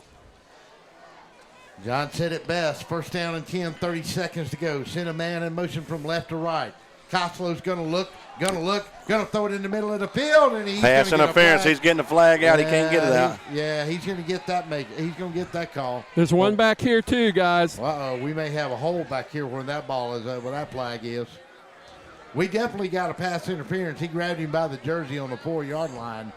But we've got another one back here on the 37-yard line. And that can mean but one thing, and that's got to be a hold. Coach Sater, I don't know unless you've seen it. I didn't see the hold back here with the offensive line. Did he hit the quarterback late? Well, I have to look at the replay. I can't. I'm not sure. The Jones County players are kind of looking like this isn't good, but it's got to be offsetting. Holding against offense. I didn't see that one, guys. Maybe I missed it, but I was watching the pass play there. I thought it was real good blocking Coach Sater by the front line to set that pocket up into a nice little horseshoe for him to step in and throw that pass. Looked good to me, too. Koslow's getting comfortable back there right now. Yes, he has, and I'm not for sure that maybe the Howard front, they've been running a 3-4 all night now.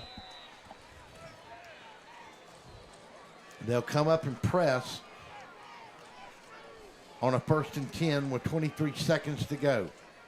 Koslow got time, throws it in the flat, and the man's going to miss it. And number 1, Robinson dropped it. Tried to go up high for it.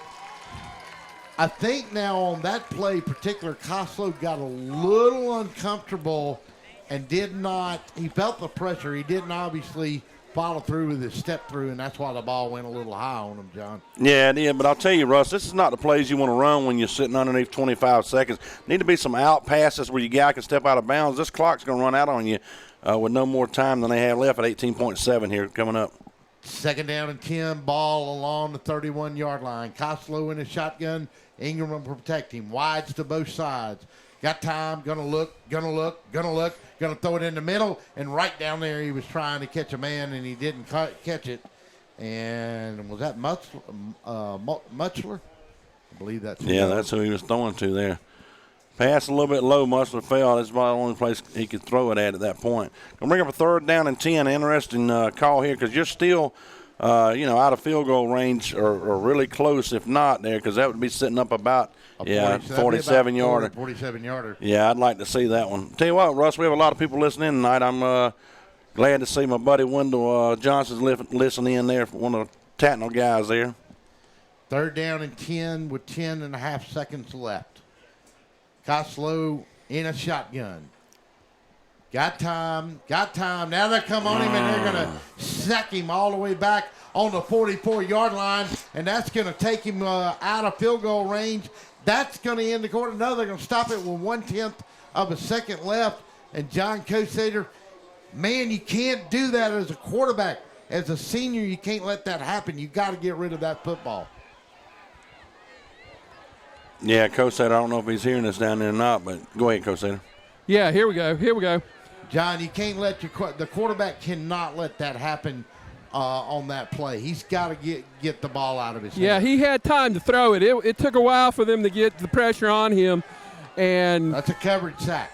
Definite coverage sack. Kudos to the Howard defense. Now, Russ, the thing we look at here is what 4th and 10 is Jones County. I think at this point you just take the knee and be down by 2, but do they try to reach in the old bag of tricks there coming all the way from Jones County, Georgia? Well, it's a 4th down. Ball is on the 42-yard line. I noticed a lot of Jones County receivers over there are stretching their legs. They may try to throw one up high down here to that far corner. I can't see it happening. But if you're coaching right now, nobody gets behind you. It does not happen on this play. I think you're going to look for a pass that far corner over there, Coach Sader. And let's see, we got a timeout or we got to delay a game. Let's see. Jones County called a timeout to see the defensive formation. I think he wanted to look at it one more time. Right. We'll keep it right here as we end. We're right here into the quarter. Yeah, I'll tell you what, Russ, we've got a lot of people texting and listening in to us. I tell you, you've got my brother-in-law, Lynn Oliver, up there in Griffin listening in. I've got a cousin up there in North Carolina, part of the LJ Golf Dynasty, listening in, and Lee Livingston. Speaking of that, there's a pretty good tournament this weekend in golf. Just to get off the subject a minute, and I think LW is going to be toting bags for LJ in the 2018 inaugural golf tournament, which a lot of people watch golf. But let's see what happens here on this last. So they're going to give them 2 seconds here, Russ, right here at the end of the second quarter here. 4th down and 10, so a big play, and Jones County's just going to heave it up here. Costello comes in, and they're going to line up, obviously, with their 4 wideouts to either side. Now, they changed the formation this time. They've got Ingram in the backfield. They've got wides to either side. They're going to bunch them a little closer to this near side. Costello's going to look. They're going to run a little underneath play. Probably should have got a pass interference right there and didn't get it. And we got a player down, and that ends a half.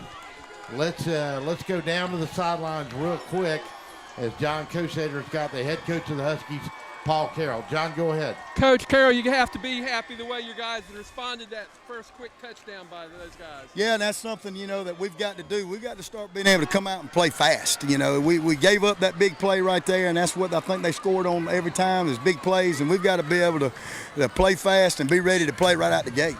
The physical side of this football game, I was saying I thought you guys were maybe a little bit more physical than they were right now. That's the kind of football team you want to be, isn't it? Yeah, I tell you, that's one thing that our motto is we're going to play hard, we're going to play fast, we're going to play together. And that's something that the kids have bought into that, and they're doing that. And they got a great football team also. I think this is just a dogfight. You having fun? I'm enjoying it right now. Okay, good luck. Thank you. Thank you, John. That'll end the first half of play. Your score: Howard 15, Jones County 13. We'll take a timeout, pay a little bills. We'll come back and talk about it. It's the Zoner's Pizza Gridiron Game of the Week on ESPNSports.com. We'll be back after these timeouts.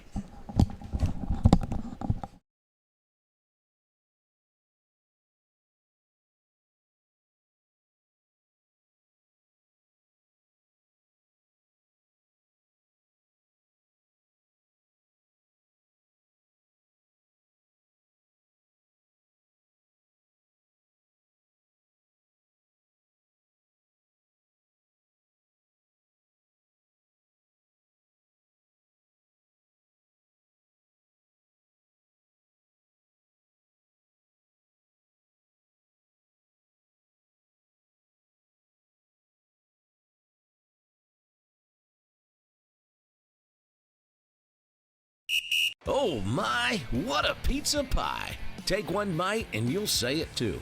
In fact, take one bite of anything they cook at Zoner's Pizza Joint and they've got you. You will immediately taste the difference because they make their dough daily. Use only the finest cheese and top quality meats. Zoner's even cuts their vegetables fresh daily. Combine all that on a crisp crust taste of a stone oven, and in between bites, you'll say, "Oh my, what a pizza pie!" Zoner's Pizza Joint, Forsyth Road, Macon, and Houston Lake Road, Warner Robins.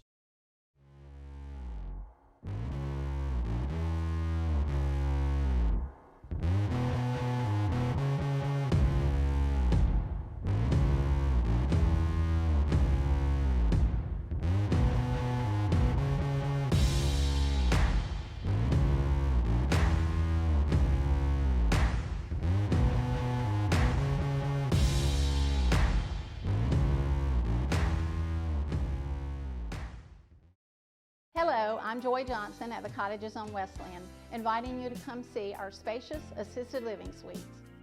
Each suite has its own kitchenette, private bathroom, separate bedroom, and living space. We provide meals, housekeeping and laundry services, personal care assistance, and a variety of daily activities. Come by and visit us soon. You'll see why our residents feel at home and why families trust their loved ones to us at the Cottages on Westland. Planning on a holiday party with friends, family, or coworkers? Texas Border Grill's private banquet room offers seating from 5 to 55. Lunch to dinner 7 days a week. Featuring an amazing menu with aged beef, seafood, and so many other signature dishes. Texas Border Grill. Hey folks, Russell from Gridiron Game of the Week. When you get ready to buy a new car or a newer automobile, there's always the dilemma of what to do with your current car. Well, that's where You Park 'Em, You Sell 'Em at 3306 Vineville Avenue comes in. You Park 'Em, You Sell 'Em is the original automobile dealership with the owner in mind. For 18 years, You Park 'Em, You Sell 'Em has been the only alternative to giving your car to a local dealer on a trade-in or trying to market your car yourself. So when you get ready to sell your old car, give them a call today at 254-6310. That's You Park 'Em, You Sell 'Em, 3306 Vineville Avenue.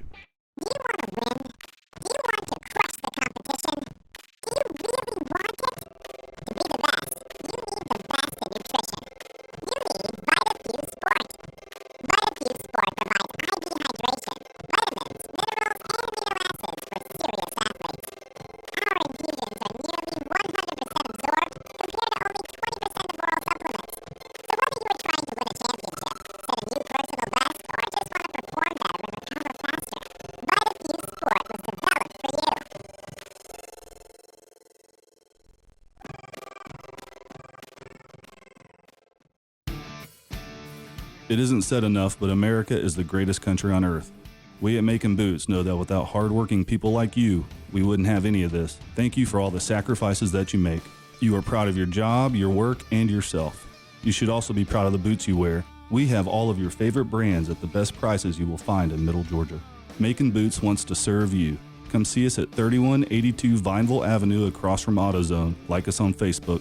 Macon Boots. We fit Macon. Before you put your company logo or event name on the streets, say it with authority. Apparel Authority. Now at a new location off Eisenhower Parkway across from Lowe's.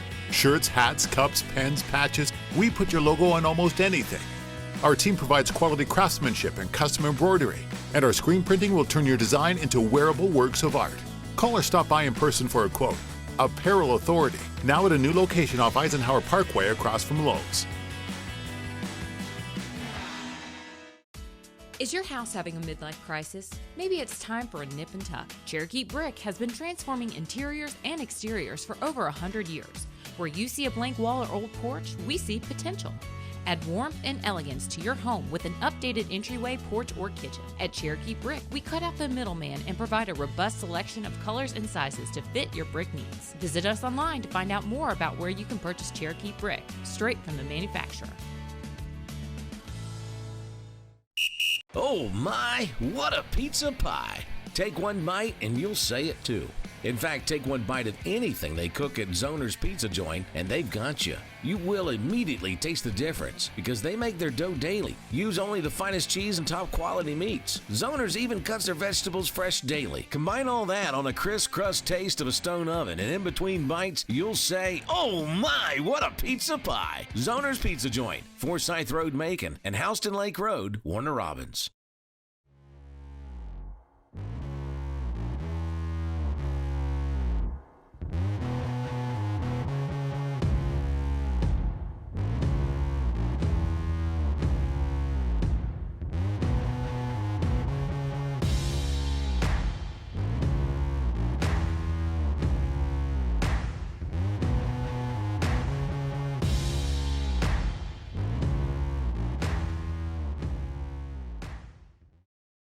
Hello, I'm Joy Johnson at the Cottages on Westland, inviting you to come see our spacious assisted living suites. Each suite has its own kitchenette, private bathroom, separate bedroom, and living space. We provide meals, housekeeping and laundry services, personal care assistance, and a variety of daily activities. Come by and visit us soon. You'll see why our residents feel at home and why families trust their loved ones to us at the Cottages on Westland. Planning on a holiday party with friends, family, or coworkers? Texas Border Grill's private banquet room offers seating from 5 to 55. Lunch to dinner 7 days a week. Featuring an amazing menu with aged beef, seafood, and so many other signature dishes. Texas Border Grill. Hey folks, Russell from Gridiron Game of the Week. When you get ready to buy a new car or a newer automobile, there's always the dilemma of what to do with your current car. Well, that's where You Park 'Em, You Sell 'Em at 3306 Vineville Avenue comes in. You Park 'Em, You Sell 'Em is the original automobile dealership with the owner in mind. For 18 years, You Park 'Em, You Sell 'Em has been the only alternative to giving your car to a local dealer on a trade-in or trying to market your car yourself. So when you get ready to sell your old car, give them a call today at 254-6310. That's You Park 'Em, You Sell 'Em, 3306 Vineville Avenue.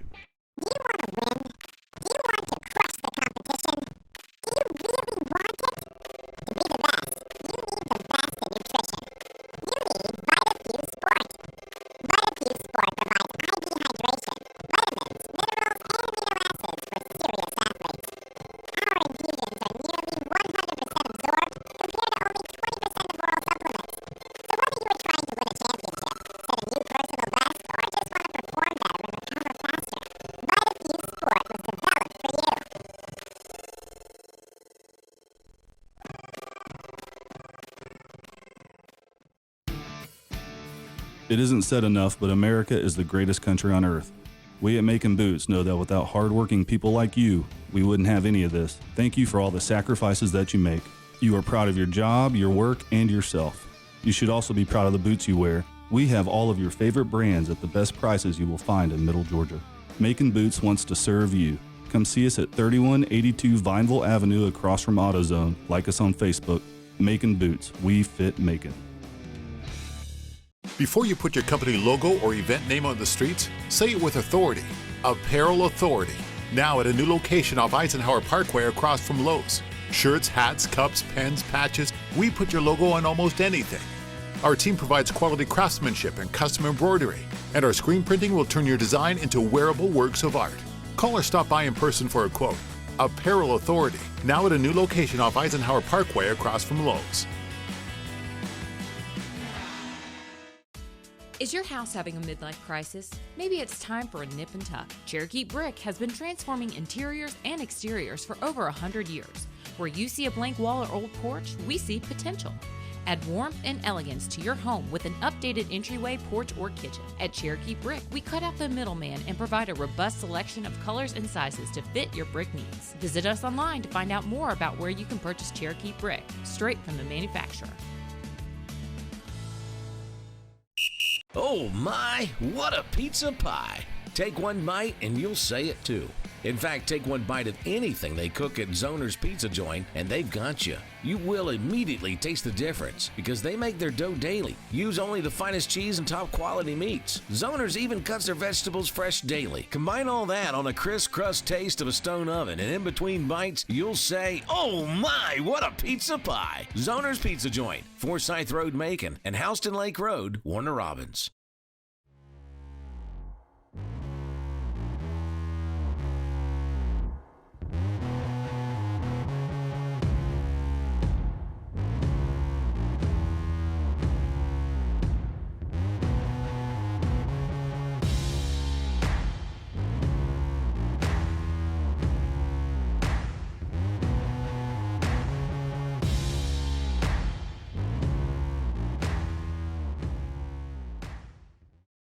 Hello, I'm Joy Johnson at the Cottages on Westland, inviting you to come see our spacious assisted living suites. Each suite has its own kitchenette, private bathroom, separate bedroom, and living space. We provide meals, housekeeping and laundry services, personal care assistance, and a variety of daily activities. Come by and visit us soon. You'll see why our residents feel at home and why families trust their loved ones to us at the Cottages on Westland. Planning on a holiday party with friends, family, or coworkers? Texas Border Grill's private banquet room offers seating from 5 to 55. Lunch to dinner 7 days a week. Featuring an amazing menu with aged beef, seafood, and so many other signature dishes. Texas Border Grill. Hey folks, Russell from Gridiron Game of the Week. When you get ready to buy a new car or a newer automobile, there's always the dilemma of what to do with your current car. Well, that's where You Park 'Em, You Sell 'Em at 3306 Vineville Avenue comes in. You Park 'Em, You Sell 'Em is the original automobile dealership with the owner in mind. For 18 years, You Park 'Em, You Sell 'Em has been the only alternative to giving your car to a local dealer on a trade-in or trying to market your car yourself. So when you get ready to sell your old car, give them a call today at 254-6310. That's You Park 'Em, You Sell 'Em, 3306 Vineville Avenue.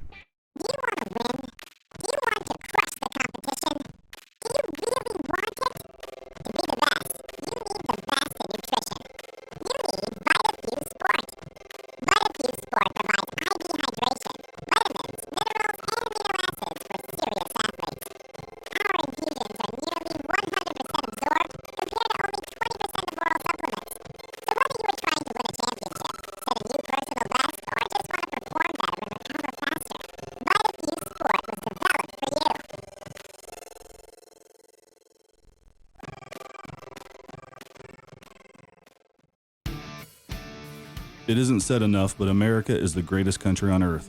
We at Macon Boots know that without hardworking people like you, we wouldn't have any of this. Thank you for all the sacrifices that you make. You are proud of your job, your work, and yourself. You should also be proud of the boots you wear. We have all of your favorite brands at the best prices you will find in Middle Georgia. Macon Boots wants to serve you. Come see us at 3182 Vineville Avenue across from AutoZone. Like us on Facebook. Macon Boots. We fit Macon. Before you put your company logo or event name on the streets, say it with authority. Apparel Authority. Now at a new location off Eisenhower Parkway across from Lowe's. Shirts, hats, cups, pens, patches. We put your logo on almost anything. Our team provides quality craftsmanship and custom embroidery. And our screen printing will turn your design into wearable works of art. Call or stop by in person for a quote. Apparel Authority. Now at a new location off Eisenhower Parkway across from Lowe's. Is your house having a midlife crisis? Maybe it's time for a nip and tuck. Cherokee Brick has been transforming interiors and exteriors for over 100 years. Where you see a blank wall or old porch, we see potential. Add warmth and elegance to your home with an updated entryway, porch, or kitchen. At Cherokee Brick, we cut out the middleman and provide a robust selection of colors and sizes to fit your brick needs. Visit us online to find out more about where you can purchase Cherokee Brick, straight from the manufacturer. Oh my, what a pizza pie! Take one bite and you'll say it too. In fact, take one bite of anything they cook at Zoner's Pizza Joint and they've got you. You will immediately taste the difference because they make their dough daily. Use only the finest cheese and top quality meats. Zoner's even cuts their vegetables fresh daily. Combine all that on a crisp crust taste of a stone oven and in between bites, you'll say, oh my, what a pizza pie! Zoner's Pizza Joint, Forsyth Road, Macon, and Houston Lake Road, Warner Robins.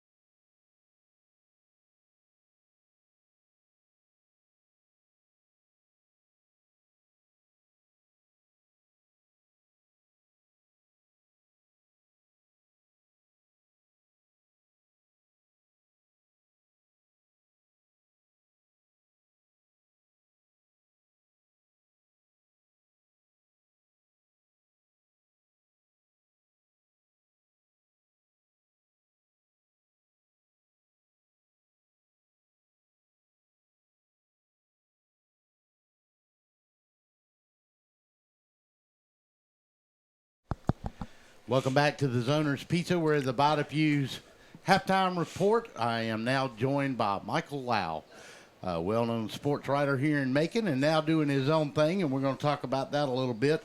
Michael, your impressions of the first half here?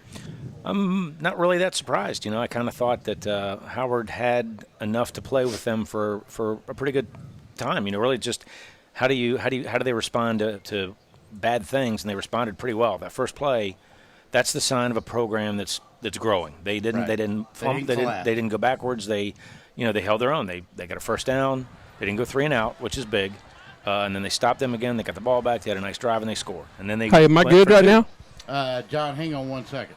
Go ahead, Mike. And then they've just responded. They've not made bad plays. If they have, they haven't let it fester. They have a short memory. They're playing with a short memory, and that's big for a young program.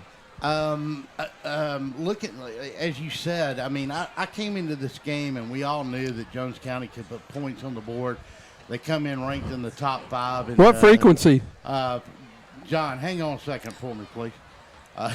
John can't hear me.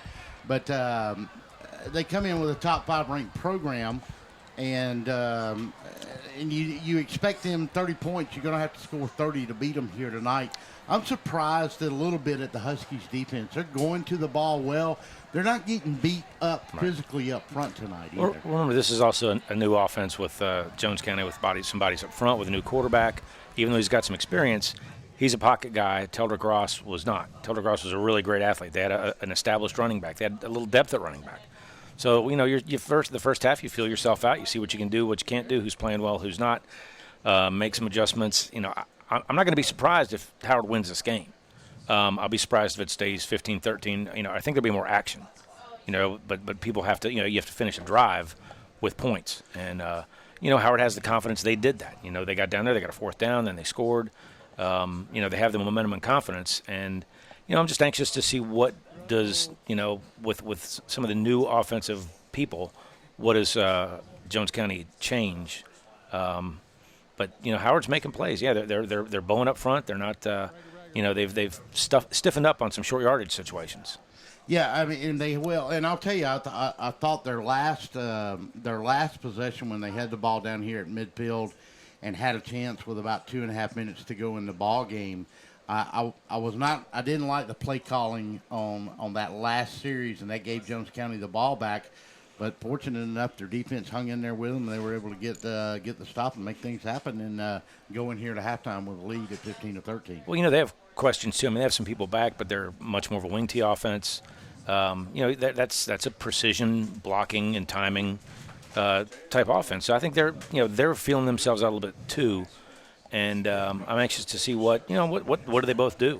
Howard also doesn't want to. You have that momentum. You don't want to really go for too much. You don't want to be too greedy. I think it's a little early for them to gamble now. I think in the second half they might, because they should have more confidence. I think they see what they can do and they can play with them. They're going toe to toe with a 5A team that's expecting to be a top 10 team. It's early. I don't know if they are yet, even though they're ranked. You got to prove something, but they deserve to be there based on the past. But we'll see how well. Howard's got to also keep its composure. You had that offsetting penalties, and they're the ones that can't handle a 15-yarder at any time, let alone the wrong time. All right, before we get out of here, I got to get down to John Coachater on the sidelines down there.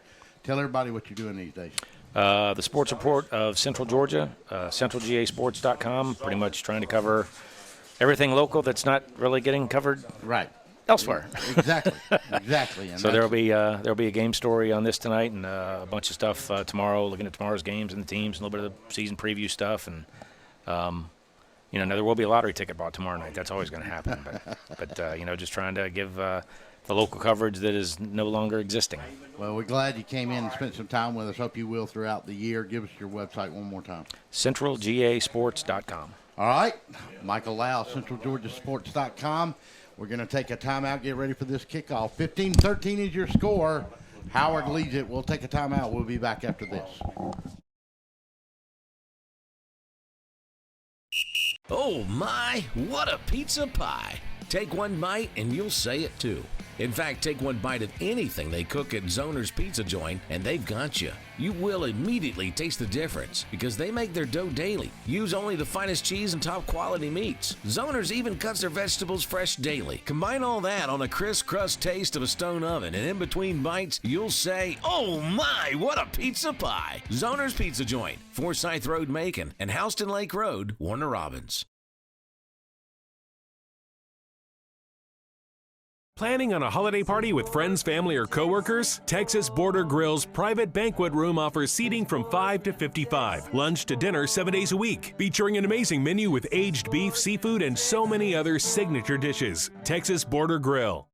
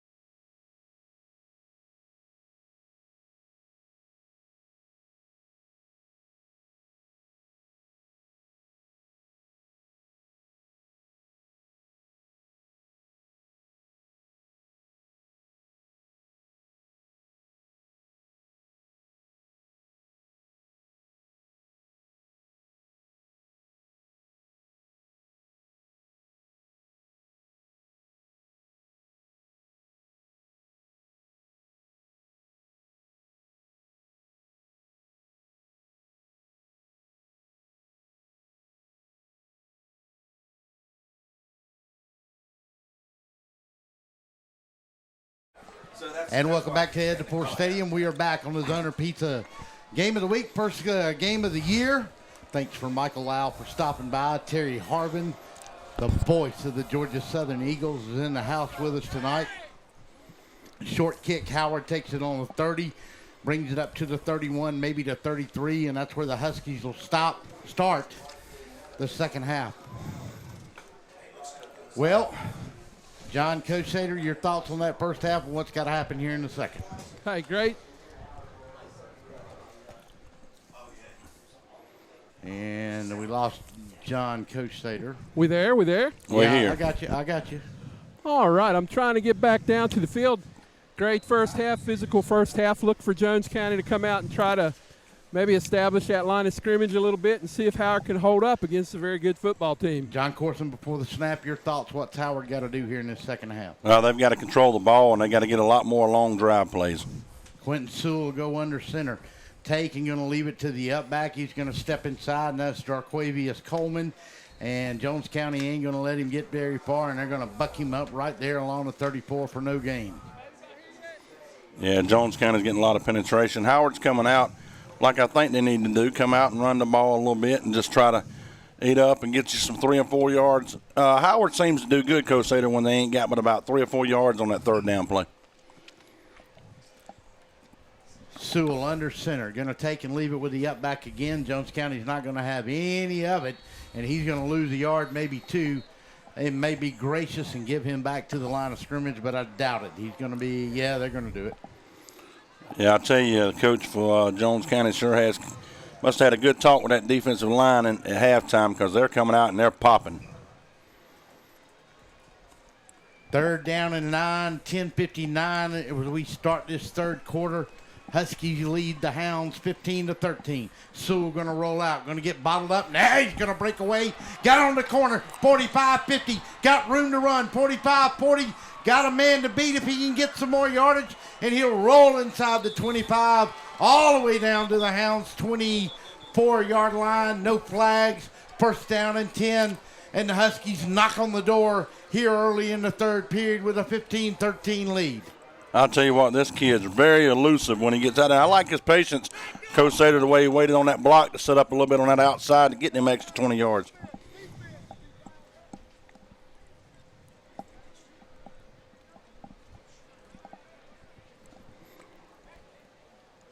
$10:39, 1st down and 10. Another sideline warning for Howard.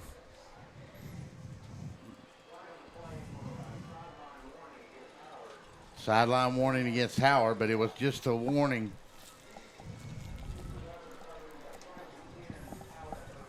First down and 10. Ball sets at the 23-yard line of Jones County. We're in the opening possession of this second half.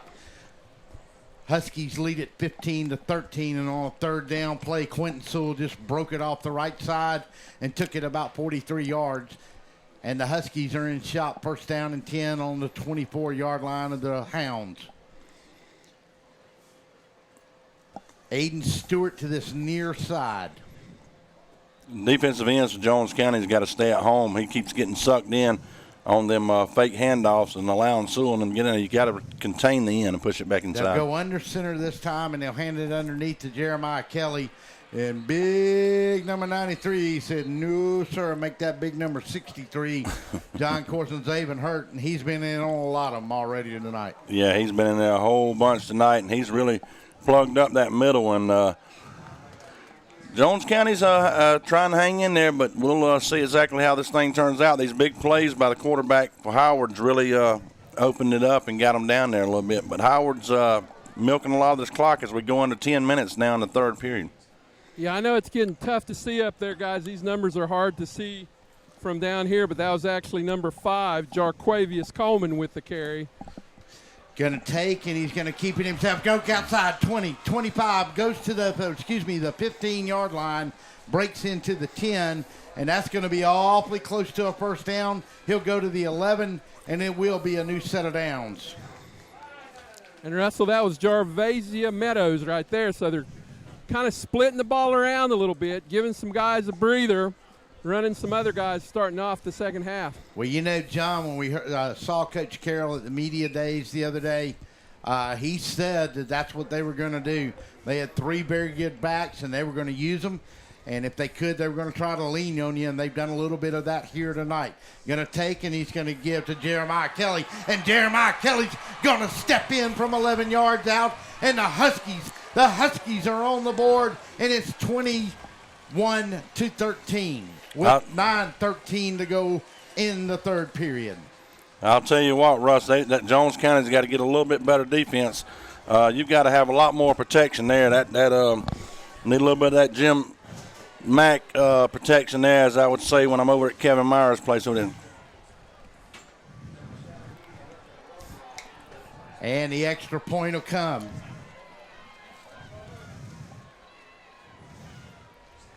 Rodenroth, and it's going to be a high snap and go over the holder's head, and he's going to pick it up, and he's going to fall back, and it's going to be no good. 21-13 when we come back. 9:13 to go in the third period. You're listening to the Zoners Pizza Gridiron Game of the Week on DSPN. We'll be back after this minute. Oh my, what a pizza pie. Take one bite and you'll say it too. In fact, take one bite of anything they cook at Zoner's Pizza Joint and they've got you. You will immediately taste the difference because they make their dough daily. Use only the finest cheese and top quality meats. Zoner's even cuts their vegetables fresh daily. Combine all that on a crisp crust taste of a stone oven, and in between bites, you'll say, oh my, what a pizza pie. Zoner's Pizza Joint, Forsyth Road, Macon, and Houston Lake Road, Warner Robins.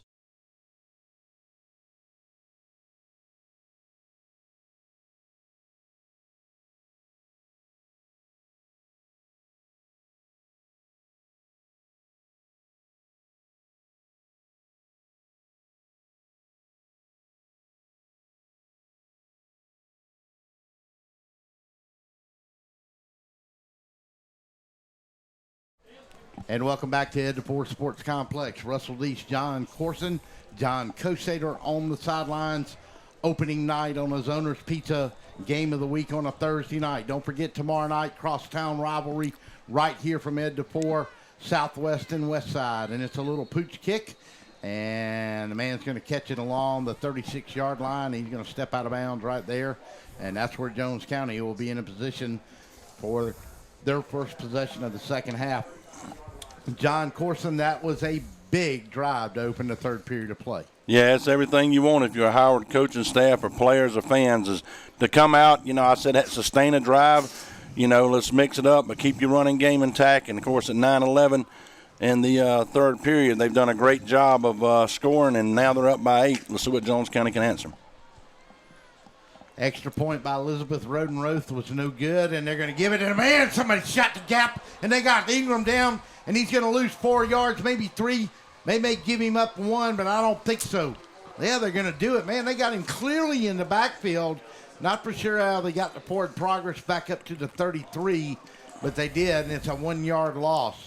I'll tell you what, Coach Sater, you know that's my boy, number 43 down there, just causing havoc all night long for Jones County down there from his linebacker position. He is a football player. He's around the ball every single play. They go from 3-4, and now they stack the line, and they're daring them to throw. Now they'll back off 2 linebackers.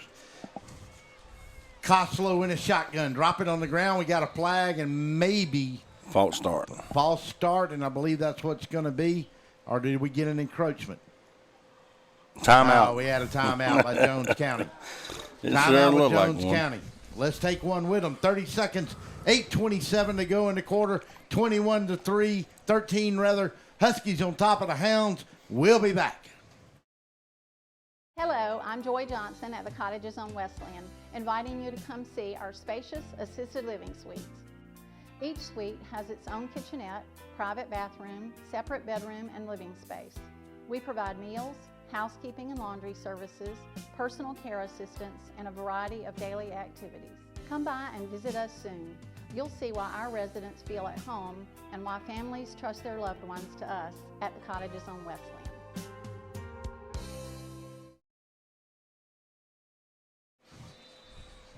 Welcome back to Ed DeFore on a 2nd and 11. Koslow in a shotgun.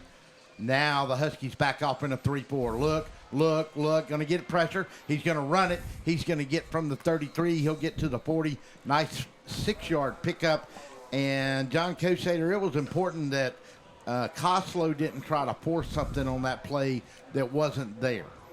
Right, and there wasn't a whole lot there. You could tell after about 2 seconds he was just looking for a gap to get a couple yards in. He tucked the ball in, made it a reasonable 3rd and 5 right here.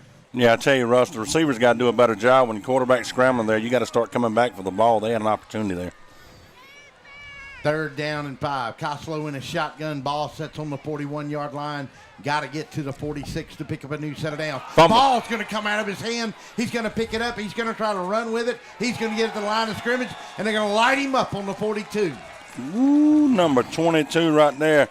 I don't know where Ben Jones is, but I've got my Rib Rocker nominee already, number 22, Tyler Henley. What a bust. Or was that 32? 32 there. Let's check that. 32 there on that.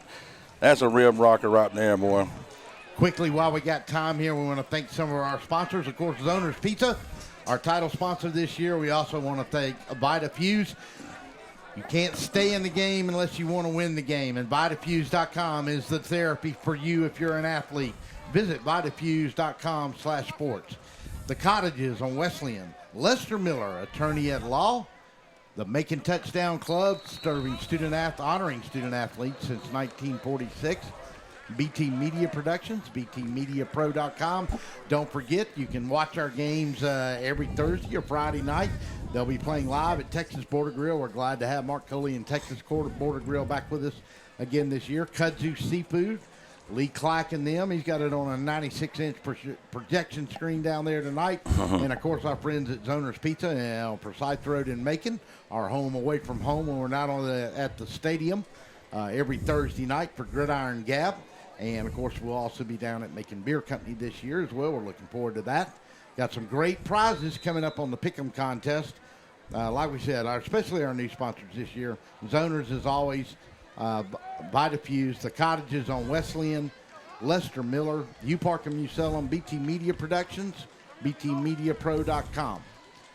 Take and going to hand it off and got a runner inside. He broke away and he got it across the 30 from the 29, and he'll go all the way out to the 43, and that's a 14-yard pickup.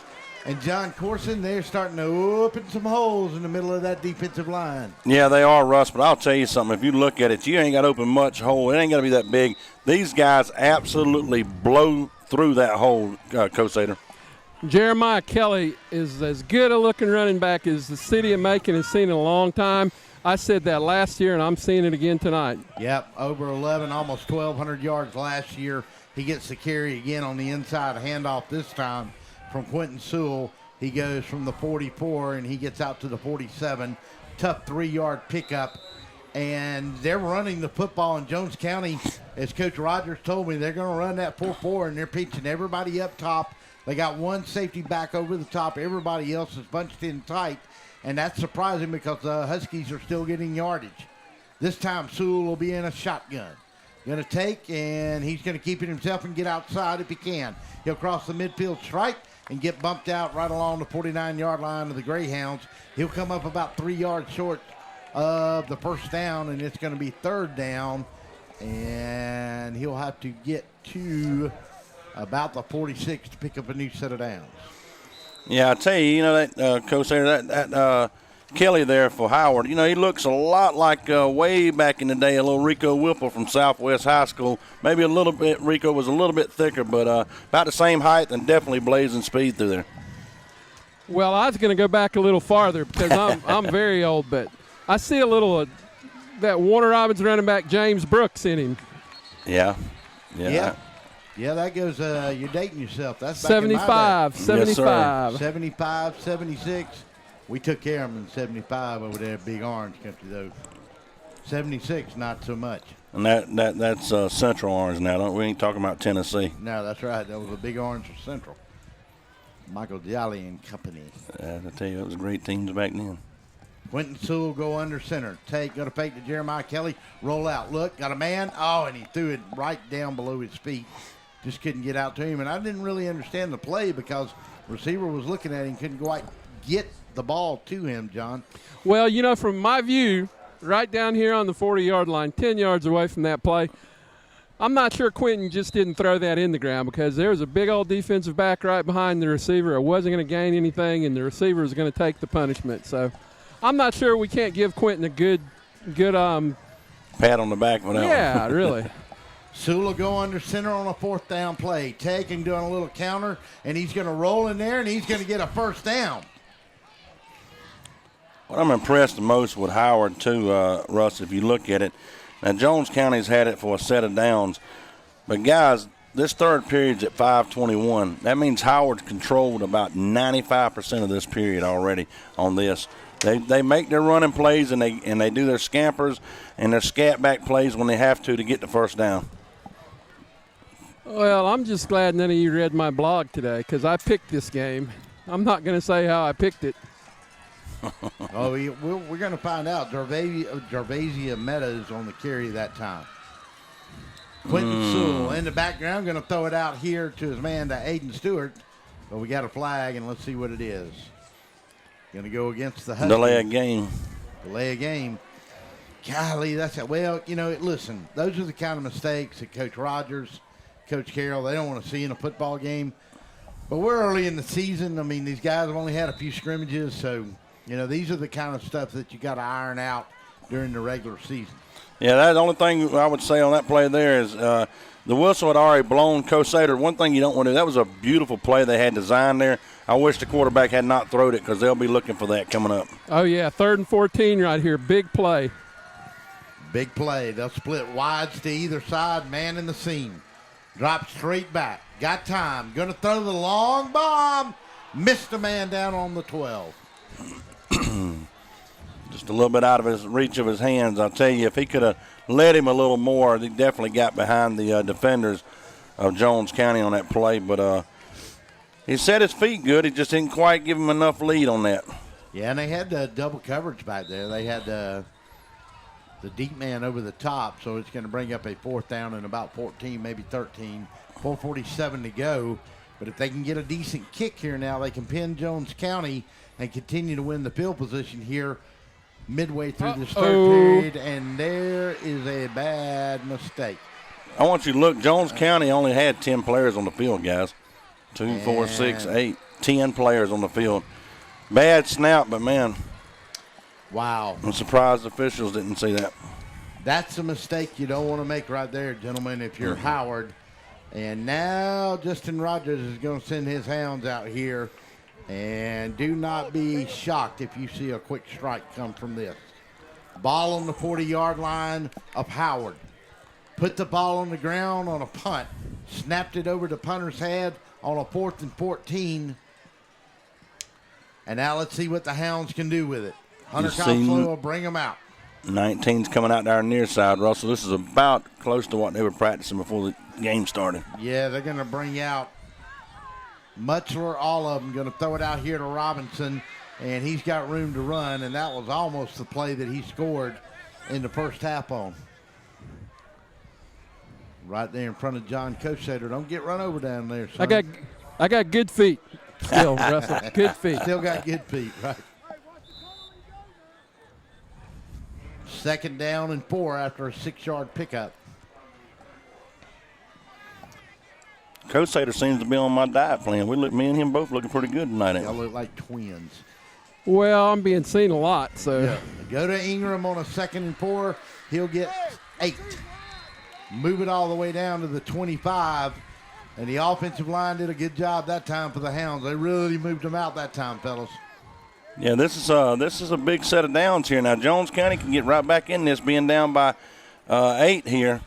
This is not what Howard wanted to see. They're going to have to bend but don't break on defense and try to hold them to a field goal. You do not want to get this Jones County team fired back up here. You watch their offense, and it's just like a pressure cooker, and you know it's coming. Throw it out in the flat to Robinson, and got a man with a big tackle out there, and he's going to sack him all the way back on the 32, but they're going to give him forward progress to the 29. He's still going to lose 4.5 on the play from the 25 to about the 29.5. And that was a big play, and somebody's paying attention over there on defense. Coach Sater, we can't hardly see them numbers. I'll tell you, I wish they'd swap and give the black numbers to Jones County and give the other numbers to Howard, because they're tough. The gold numbers to Howard. That'd be a good idea. I'm going to go talk to the coach and see if we can do that. You work that out. Just don't get the one that loses, okay? Don't hit him first. No, sir. In a shotgun, we'll go Hunter Costello in a tight game at 21-13. Look, going to throw a little middle screen, and Robinson dropped it right along the 29-28, and that's going to bring up a huge 3rd down now for Jones County. Russ, I really thought with Jones County, with receivers, especially the way they started this game, that they would, would try to make a few more 7 and 8 yard passes. These passes behind, I'm telling you, Howard's too fast up front. They're undersized a little bit on the far side, not our near side, but they're too fast for this little short passing. Koslow in a shotgun. Ingram will be the lone setback. Robinson will be split to this far side. They'll bring a man false in start. And they got a false start, and they're going to back them up 5. And that's going to make it now a 3rd down and 19 to go for the Greyhounds. That was a big number. Is that 76 Cosater down there on our near side there? I'm sorry, I missed that. Yeah, I think it was big 76 or 79, one of the two numbers. I can't see it from this far that just come out of it. It was definitely a pass play. He was set down, and he was shuffling his feet back for a pass block. But it might have been number 75, the right tackle, Jalen Wilson. Yeah, that's probably exactly who it was, Russell. I couldn't tell if it's 75, 76 from up here. 3rd down and 19, ball on the 34-yard line. Big 3rd down for the Hounds. Koslow got a clean snap. Gonna look, gonna throw it far in the corner. They got a man wide open. They missed the coverage. Touchdown. He caught it. They missed the coverage. And Robinson has just brought him to within 2 points of this game. Man, Hunter Koslow was so patient on that. You could see it coming. And somebody that had the one-on-one coverage on the outside, they flooded the zone over there, Coach Sater. And the guy that had the outside coverage looked back inside, and he just went up and got it. That's number 6 with the catch, guys. Excuse me, that was Malik Wooten then. Well, I like the way the quarterback for Jones County, notice where he threw that ball, only where his guy could get to it. What an unbelievable patience in the pocket and pass. Let's see what happens here on this. They're going for 2 to tie it. Go for 2 to tie the game up. Run it inside will be Robinson. He's got it. And he's got it. And you got a tie ball game on a 2-point conversion by Jontavius Robinson. Well, 21 all. The Jones County sidelines has come to life. The crowd from Jones County has come to life and hold everything. We got a brand new game at the Ed. We'll take a timeout. 2:31 to go. 21 all is your score. We'll be back.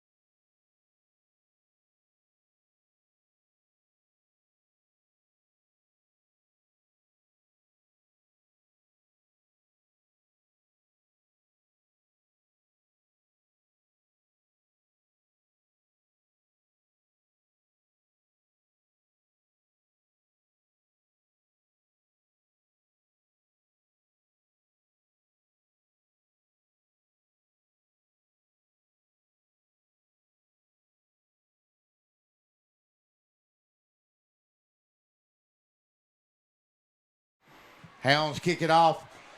Huskies will take it. Got a man spun away. 35, 40, got a break. 45, go to the 50, fall into the Huskies territory to the 47. And my goodness, is this a very, very good ball game now. Yeah, I tell you it is. There's no quitting these Howard return guys, these receivers, these running backs. I tell you, if it wasn't for Jones County's number 10 on that play there, which is Andrew Gardner, I tell you what, it would have been another 7 points. There's a lot of game left at tied, but I'll tell you, folks, I believe we're going to get a few more scores before this thing's over.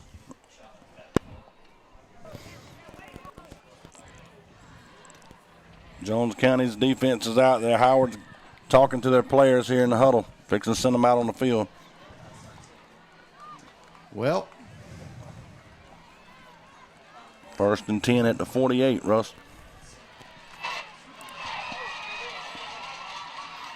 And the crowd's getting louder. Huskies come to the line. Quentin Sewell going to take a quarterback seat. No, sir, they're going to take him down right there. Ooh, I tell you what, Coach said that big paw reached in on that bear and he went to slamming, didn't he? Definitely the The Howard coaches won the face mask. I didn't see a face mask. It was up around the helmet, but we didn't see that. I think they're going to get Quentin out for a play because he did take a head-to-head blow. Yeah, they're making him come out because he lost his helmet. Yeah, that hurts the offense here now. Man, what a play. Loss of 2 on the play. The Jones County faithful stand up and roar at the Huskies. Having a little bit of trouble getting it in. 9's coming in. I'm not sure if he knows the play or not. They're going to get a delay of game if they don't get this going. Yeah, Jalen Clark comes in. They're going to have to use a timeout here, I'm afraid. 146, 145. 146, 145. Timeout. They're going to have to call a timeout because Clark doesn't know the play. They're going to have to work on that. It's first game of the year, but you got to work on that Well, for situations like that. John Cosater, they call the timeout. They should get Sewell back in, right? Or is he still going to have to stay out on a play? I think he has to sit out a play. Yeah, okay. Yeah, the timeout doesn't affect it. Right, not sure. But, guys, I will tell you from down here, it is very, very loud, and you're looking at the crowd. I've been to a lot of games at D4, and I don't know if I've seen a crowd quite this large on both sides. I tell you what, this is a great atmosphere here tonight. It's really nice to see the atmosphere back alive here at Ed D4. Not that they hadn't been games in the past, but a Thursday night game, this is a very good crowd from both sides, and both schools represented well. And you've got 2 outstanding coaches that are, hey, man, this is a chess match, Russ. Yeah, and stick around tonight. But when we come back at the end of the game, we certainly want to welcome one of our new sponsors this year, Lester Miller, attorney at law. And each segment this year, we're going to call it the final verdict, and it is presented by Lester Miller, attorney at law. And we are going to make that our post-game wrap-up show. And don't forget, we also have a trophy presentation for our player of the game that we'll give out tonight. And we'll get John Cosater to do that on the field live for us.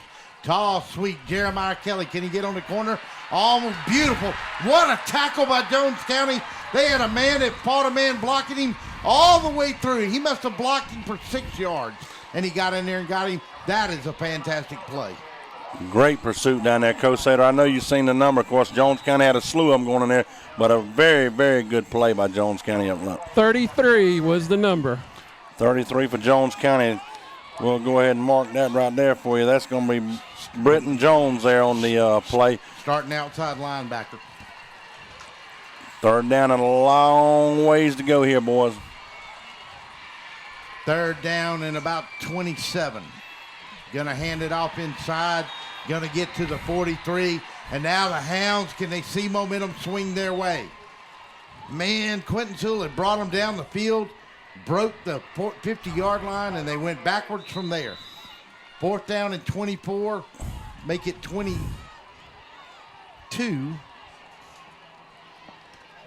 And up spot him and make it about 18, actually.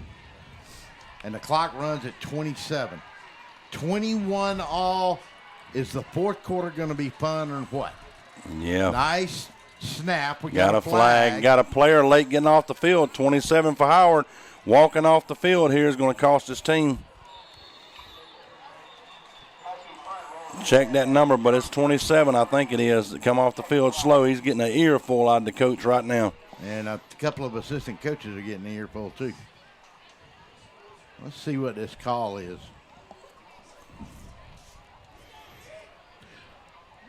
And I was looking for a call out there earlier tonight against Jones County, but the official was standing right by him when he walked off. We'll see if this is what they call.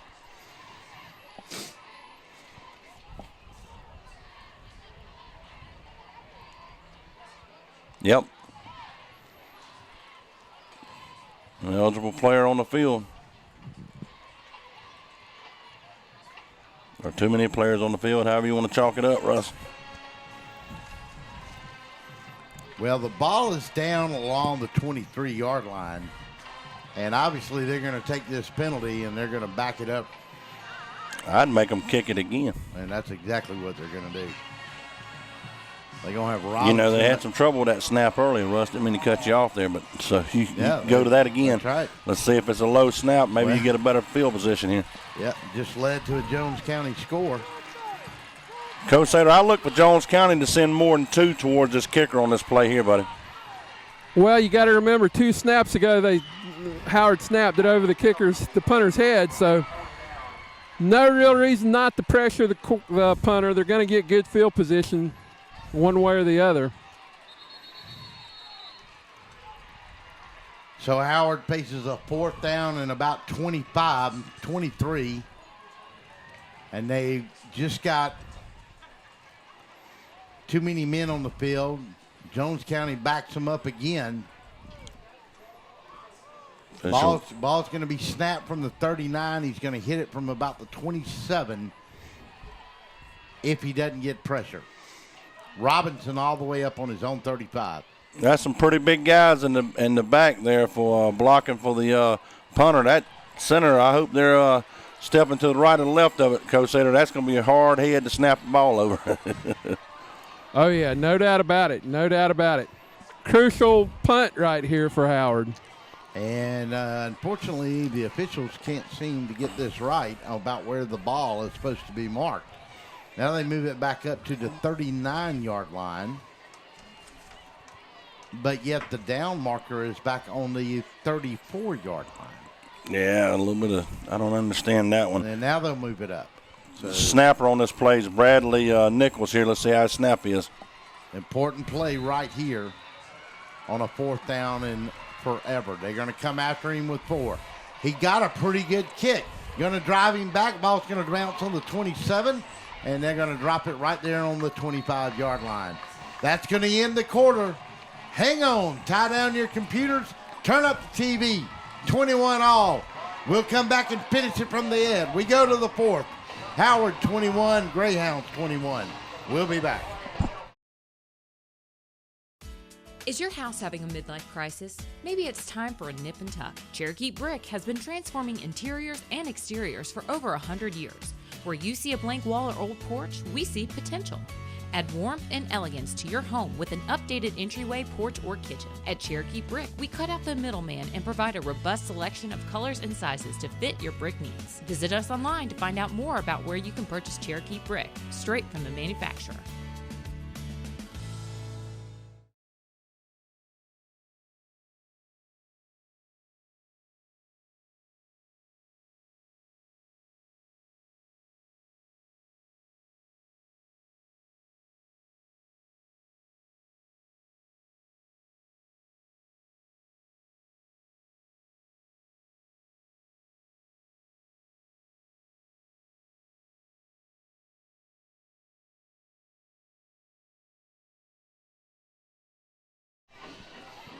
Start the 4th quarter.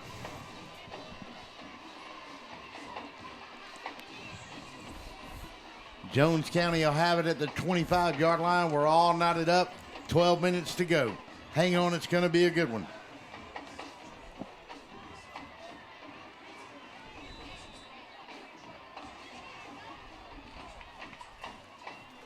Koslow in a shotgun. Ingram will be behind him. He'll go to Ingram. Step in once, maybe twice. Flag on the far side. 25 to the 27-yard line. And let's see if it's going to be movement against Jones County, and that may well be the case, or we may have offsides. Let's see how they talk about it.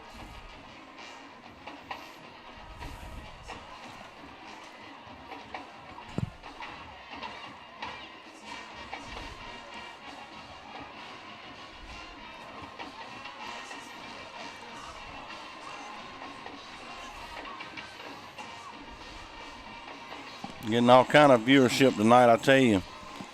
Got Chris Newbern listening in from Macon, Georgia tonight on us, buddy. We got a good viewership here tonight, and we're glad to have everybody. One of the few games in the state to start the season this early. Big set of downs to Jones County here. 2nd down and 15 as they move them back 5 as they moved early. Long count. Take and go to Ingram. Going to try to cut outside, and he's going to get one tackle, break another, and they're going to finally knock him out after he picked up almost 15 big yards, and he's close to a 1st down, and that was not Ingram that time on the carry for the Hounds. That was Malik Wooten on the carry. Yeah, how about Brantley Nichols there, the long snapper in there on the tackle. He's playing a little bit on defense here, doing a good job there. First down and 10, so he picks up 15 big yards. It didn't hurt him on the penalty.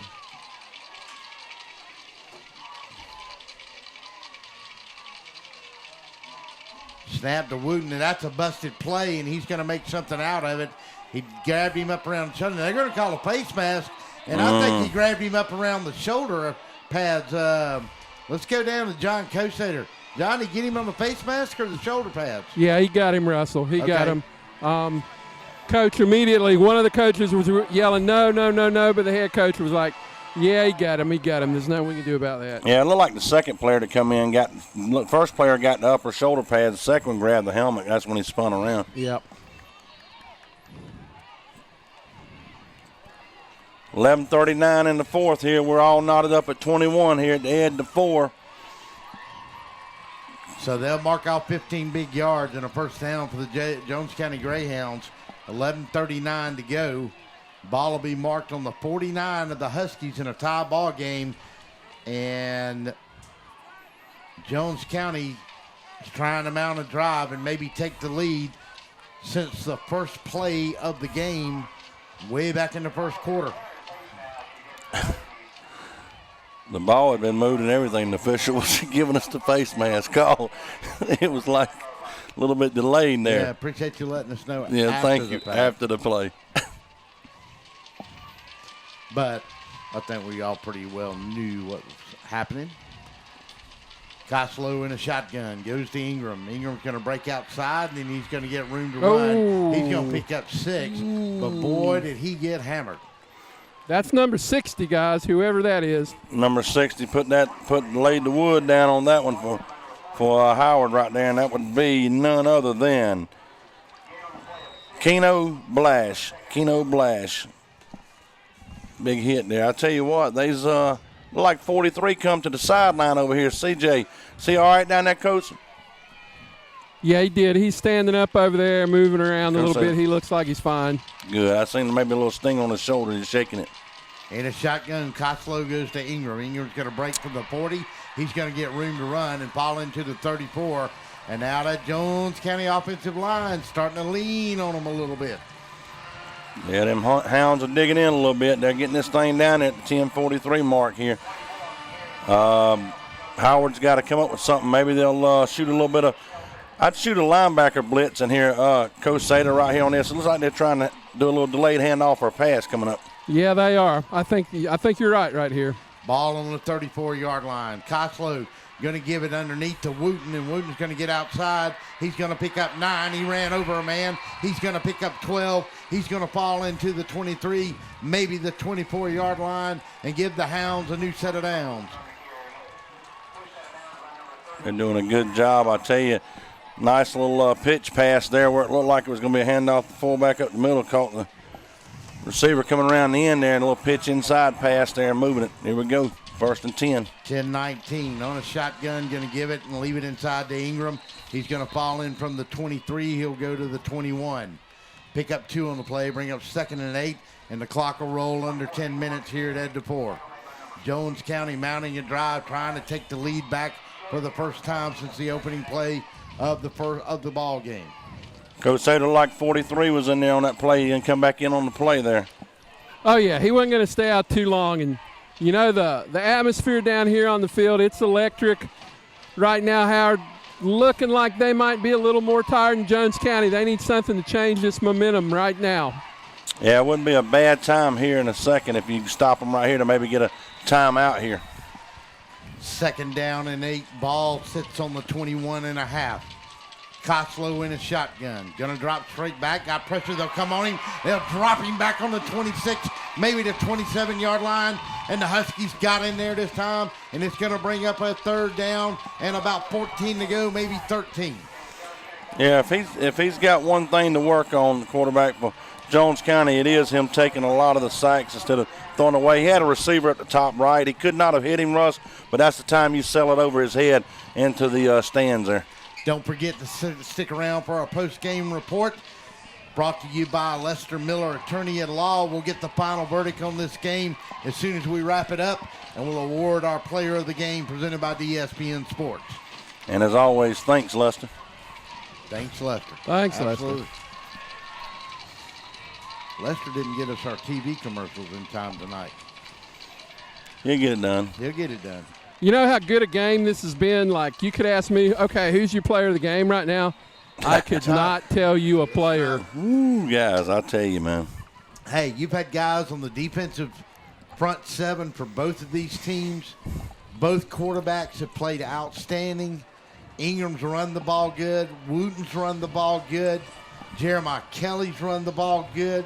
Coleman, Meadows, all of them. You got a lot, guys. We're going to have to do a little work on this one tonight. Yeah, I'll tell you, Coach said, I'll tell you, and it's just, we still got 9 minutes to hash this out. But if somehow Howard pulls this game out, I cannot see how my buddy CJ, number 43, is not in the mix on this conversation, guys, for the final verdict. CJ is definitely in the mix.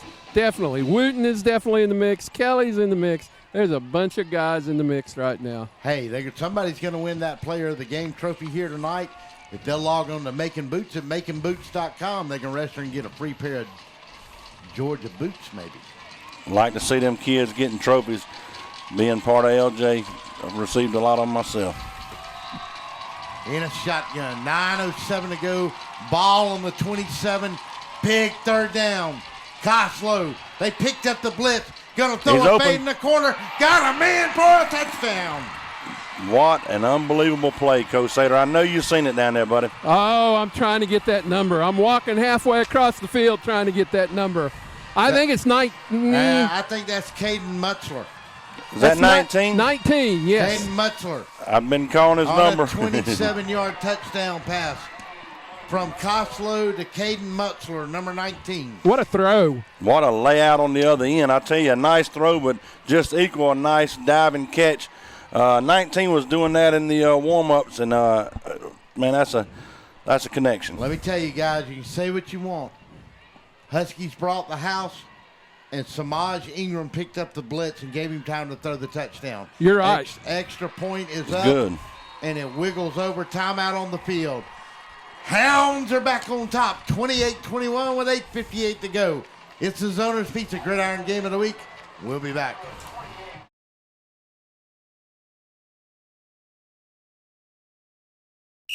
Oh my, what a pizza pie. Take one bite and you'll say it too. In fact, take one bite of anything they cook at Zoner's Pizza Joint and they've got you. You will immediately taste the difference because they make their dough daily. Use only the finest cheese and top quality meats. Zoner's even cuts their vegetables fresh daily. Combine all that on a crisp crust taste of a stone oven, and in between bites, you'll say, oh my, what a pizza pie. Zoner's Pizza Joint, Forsyth Road, Macon, and Houston Lake Road, Warner Robins.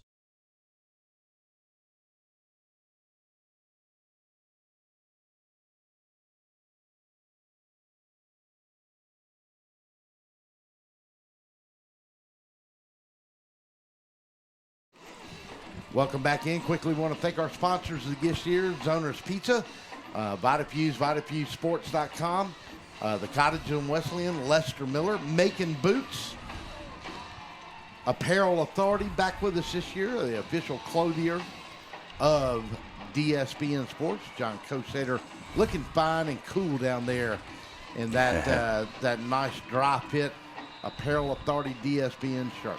Well, he's on that, that diet plan of mine that keeps him in shape, so he ain't sweating at all. Short kick, going to go to the far sideline, going to take it along the 24. Got room to run.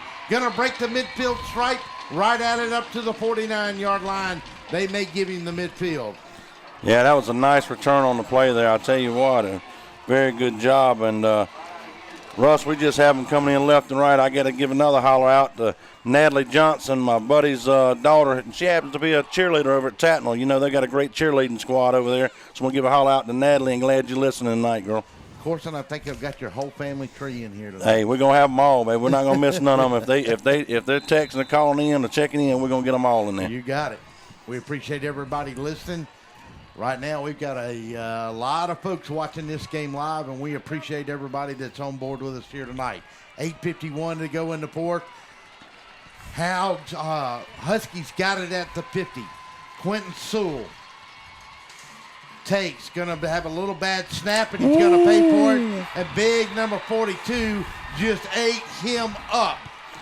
Yeah, that's 42 or 45, Cozart. I couldn't tell. 42 on it. Yeah, Russ's eyes are getting better than mine at this day and time. But I'll tell you what, nice tackle on there. That's Isaiah Barber. Is that what I'm seeing there, Russ, on 42? No. Let's flip that. That was Adam Mills, inside linebacker. There we Adam go. Mills, big play. Yeah, lost 55 on the play, 2nd and 15. Quentin Sewell's going to roll out.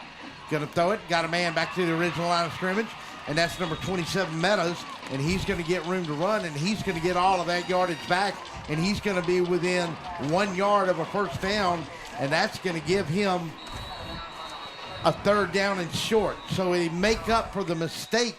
And let's see who's got a timeout here. We got an official's timeout or what? Yeah, we got a Jones County man on the field. Let's take a 30-second timeout.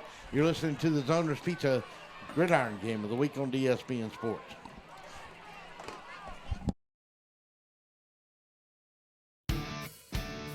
It isn't said enough, but America is the greatest country on earth. We at Macon Boots know that without hardworking people like you, we wouldn't have any of this. Thank you for all the sacrifices that you make. You are proud of your job, your work, and yourself.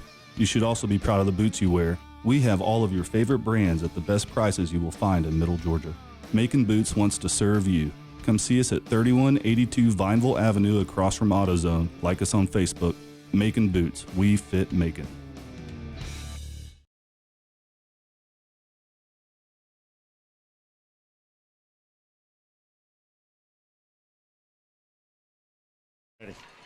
Welcome back to Ed DePore Sports Complex on a Zoners Pizza opening night here at the Ed, and it's a good one. Jones County, the Greyhounds, have made the trip to Ed DePore, and they lead at 28-21, 7:55 to go in the fourth on a 3rd down and 1 coming. Let's go down to John Coachader.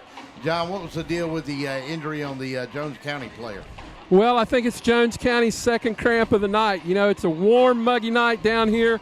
Really, truly, we've only seen 2 kids cramp up the entire game, which says a lot about both of these schools. Yeah, that means somebody was doing a really good job of doing conditioning. And Aiden Stewart will go to that far side. Quentin Sewell on a quarterback sneak, and I believe he's going to have the first down. He's out of the pile. He's out of the pile all the way to the 37-yard line of Jones County. 28-21, 7:53 to go in the fourth. And they move him back this time to the 39, but that's enough for a first down. So first down and 10. Gut check time for the Jones County defense. Gut check time for the Huskies offense.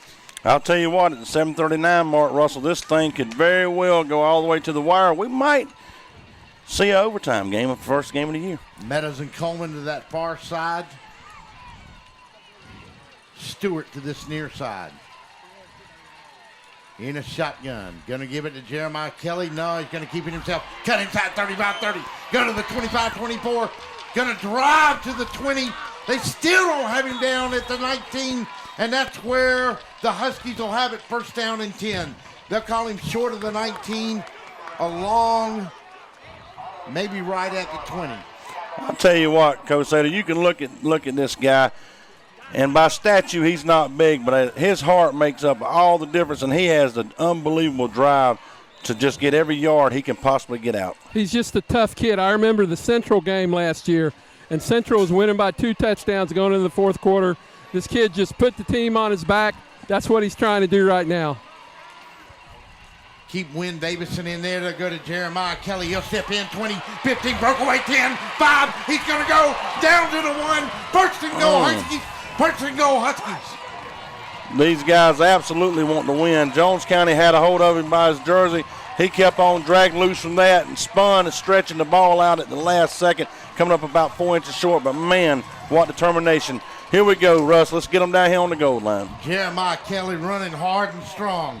Quentin Sewell set him up. And he had Wynn Davidson leading the block that time. I think you run this quarterback sneak, Coach Sater, right off the right side of big 77 right there on the offensive line. No doubt. No doubt. First down and 10. at the goal, rather. Quentin Sewell going to sneak inside. He's Did in. he get in? Did he get in? He's in by up here, but they ain't marking it. Touchdown. Touchdown, Huskies. 28-27, 6:23. And now the Huskies come to life on their side of the field. What I liked about that play, Russ, if you notice there, Tuco said they set it up, and he was going to run to the right side behind 77. They snuck in an extra linebacker to plug that hole, and the kid had enough sense to jump out and go to the other side. And what a brilliant play by the quarterback. Here comes the kicker. Here she is. Let's see if is this Elizabeth? I believe it is, and it is. I would love to see her hit this and tie the game. This is the biggest kick of the year for her right here. Elizabeth Rodenroth. Snap, touch. It's good. Hands up. Kick is She drilled good. it. Timeout on the field. Huskies 28, Hounds 28. Hang on, 6:23 to go. Russ, I'll tell you what, man, I've got an 11-year-old that talks about playing. Let's go to this commercial. All right, we'll be back after this timeout.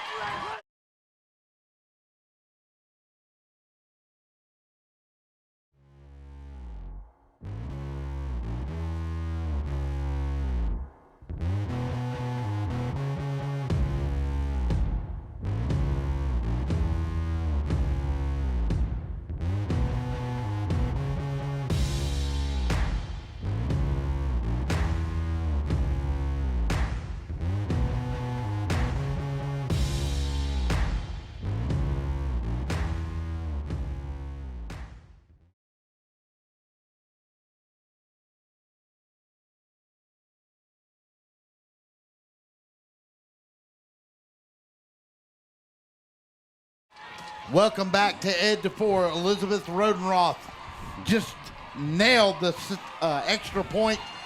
The first lady kicker in Huskies history, probably in Bibb County history. 6:23 mark. The Huskies have driven it. They've tied it up.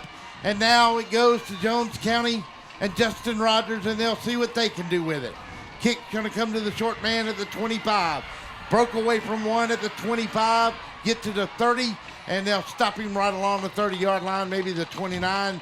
They'll mark him at the 30, and that's where they'll come out with Hunter Koslow. Yeah, I tell you, man, what a great game so far, Russ.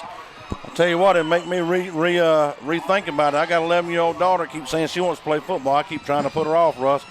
She's 5'5", probably 180 pounds. Maybe I need to rethink about it because Elizabeth sure has stand up for women tonight and young ladies, and what a great clutch kick there on a high snap. Yep, high snap, and there was already a problem earlier tonight on one extra point.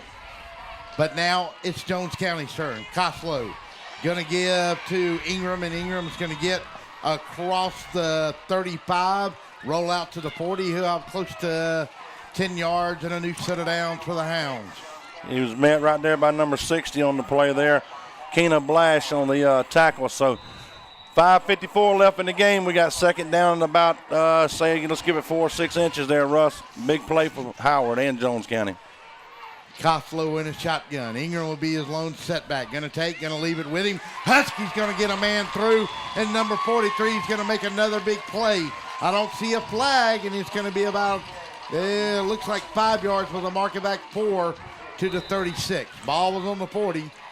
And that's going to bring up now a third down and a long 4. That's number 43. That's our guy, Coach Sater. I call him CJ in every play. Grimsley. I didn't know his name before the game, but I know it now. Yes, sir. Koslow on a huge third down with 5 to go. Give to Ingram. Step in. Going to have his first down. He'll step across the 41, roll up to the 43, and the Hounds will have a new set to play with. As they're moving the chains, it's going to be 1st and 10. Ball setting right on the 42 at the 5:04 mark. Who wants it bad enough, Russ? Splits to both sides now. Koslow with a single man in the backfield will be Ingram. And the Huskies will step outside, and that'll give them 5 free yards. Yeah, eager to go in there, but you got to watch the ball. Don't watch the quarterback. I look around here tonight, and I see a couple of coaches from some other programs. And welcome back to Bibb County. I see sitting right in front of us none other than Mr. Jesse Hicks from the Baldwin Braves. Yes, sir. Visiting tonight. I want to thank Michael Lau for joining us at halftime today. Here, you take it. You'll do better. Koslow drops straight back. Gonna throw it long. Man got behind him. Caught it inside the 10. It's a touchdown, folks. Ooh, this Jones County team can score. Boy. Beat. He seems to be hurt on the play, Russ. His leg got his left leg. He'll probably get up, but he got that left leg and knee pulled a little bit. John, I couldn't see. Was that Mutzler or Walton number 15 or 19? These jerseys are really hard to see here with these numbers. Well, I ran out of my shoe right there. Well, okay, I'm not going to lie. I didn't run out of it, but my shoe went off on the way down there. I don't know who caught that. I'm trying to get over here to find out. I'm in the middle of the field right now. I'd probably get a penalty. I ran out of my shoe. Man, a freshman. I'm still trying to look. They've blended in now. Tell. Here goes we'll the go back and look extra at point it. set down. Extra point. Oh, it's they missed. blocked. Oh, He no. missed it. Can he run it in? No, they'll stop him. How big is that? 34-28. Woo! So a big, big play on the extra point with 4:34 to go. Timeout on the field. It's the Zoners Pizza opening night on DSBN. 34-28. Hounds lead it. Hang on. 4:34 to go.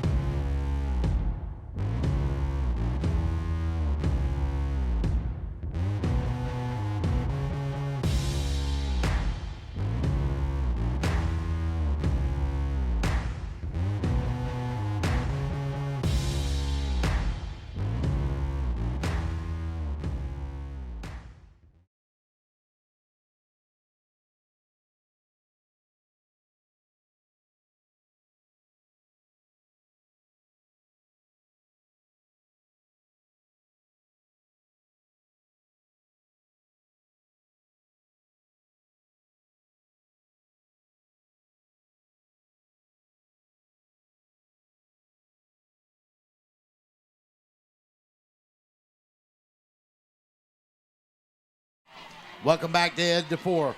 Russell Deese, John Kochater, and John Corson. 34-28. Jones County has just struck on a big pass play to Wooten, and they'll kick it off, and they'll kick it short to the sideline. Up back, will take it at the 25. Come to the 30, 35, 37, 38-yard line. They'll mark him at the 38-yard line. So good field position again.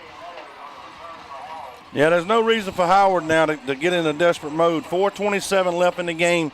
You control your own destiny as far as tying this game. I look for them to come out and do the same thing they've been doing, which is to run the ball and try to create some openings for their offense. And keep going, Russ. All right. I want to thank our sponsors here once again on opening night. Our title sponsor this year is Zona's Pizza and Wing. VitaFuse Sports, VitaFuseSport.com is the website. Stay in the game and win the game. VitaFuse, IV therapy for the average individual as well as the athlete. Lester Miller, attorney at law. The Cottages on Wesleyan. Macon Boots.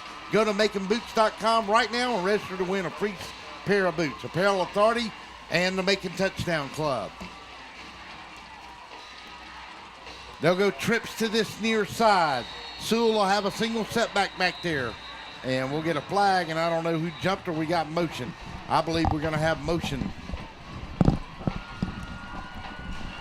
I think maybe delay. Delay a game. That's about the fourth one of them this game. Yeah. They've got to clean that up some, Russ. Yep. Got to get that play in. You're coming out of a kickoff. You got to have that first play ready to go. There can't be that kind of mistake in that game. Hey, guys, I want to tell you something. How good this stadium looks tonight. It is really, the grass looks good. The scoreboard looks good. They've done a little extra work here. Sewell going to go to Jeremiah Kelly. He broke away. He got back to the original line of scrimmage and more. And I'm telling you, that little guy is hard to break down, and he gives 100%. And he's limping around a little bit this time. He's not going anywhere. Okay, they're going to give him a play maybe. Yeah, he's asking for a breather, but they're not giving him it off.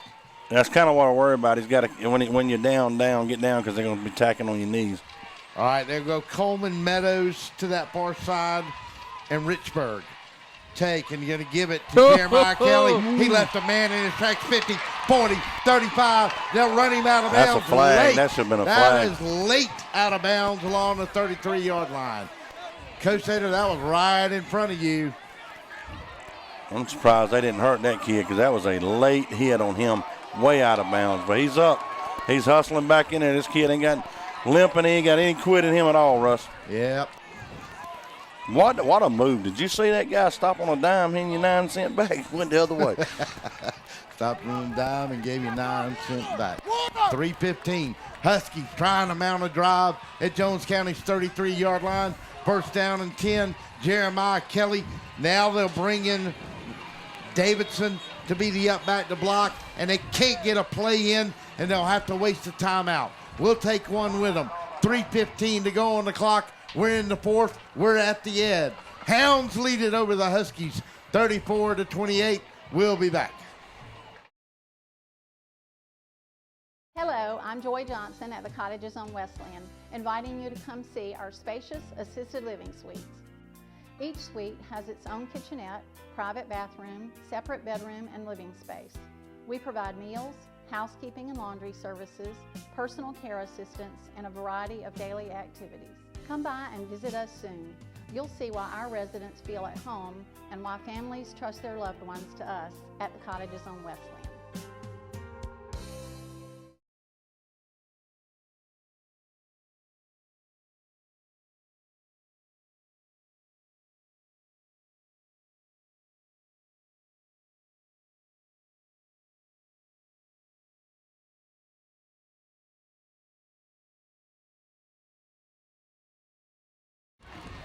Brandon Thompson brings us back at 3:15. He's got 2 pieces of pizza in his hand, running the production console at the other.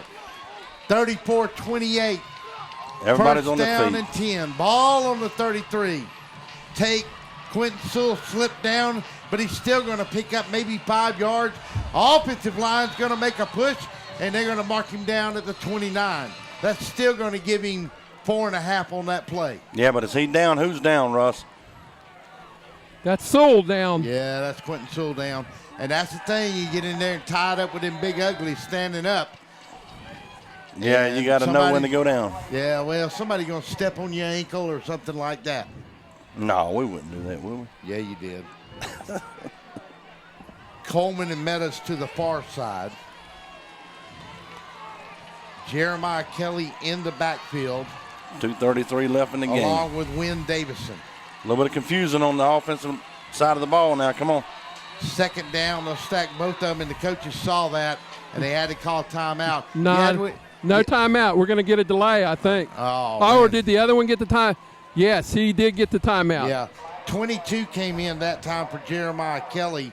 And what happened on the play, and that was Tyler Henley, they stacked their protection right beside each other, and it should have been split on either side of the quarterback. We're going to keep it right here. That's not going to be much of a timeout. Russ, they need to get some poster boards and start showing some plays on poster boards for these guys. Get these plays quicker than this now. Got lucky, but they're getting closer out of timeouts. They are. Take Jeremiah Kelly. Can he get a block? 30. Gets into the 27-yard line. Let's see where they finally mark him out. Coach Sater, you be down there careful on that sideline now. They're running into you down there.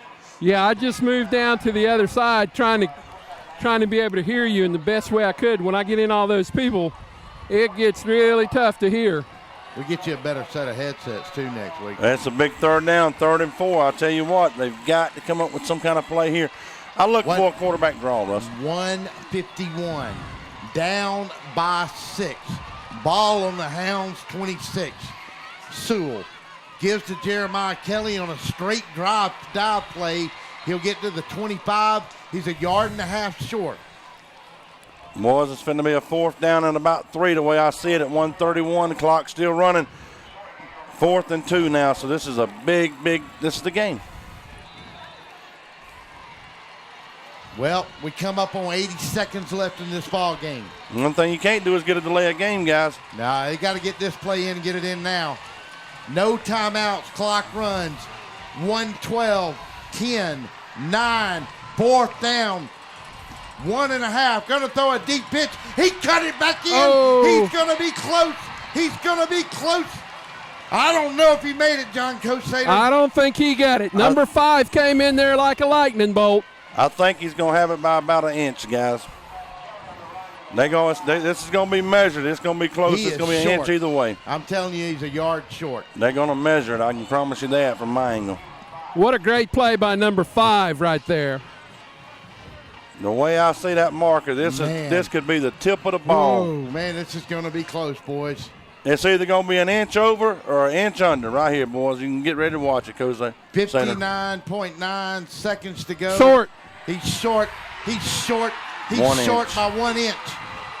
And he just What took a his play. helmet off, which that is not good.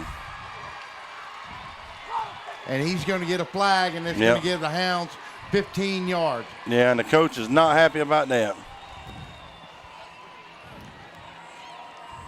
You got to like the intensity, but you can't do that. You can't lose your composure, guy. Paul Carroll's out there talking to him about it right now, John Coach Hader.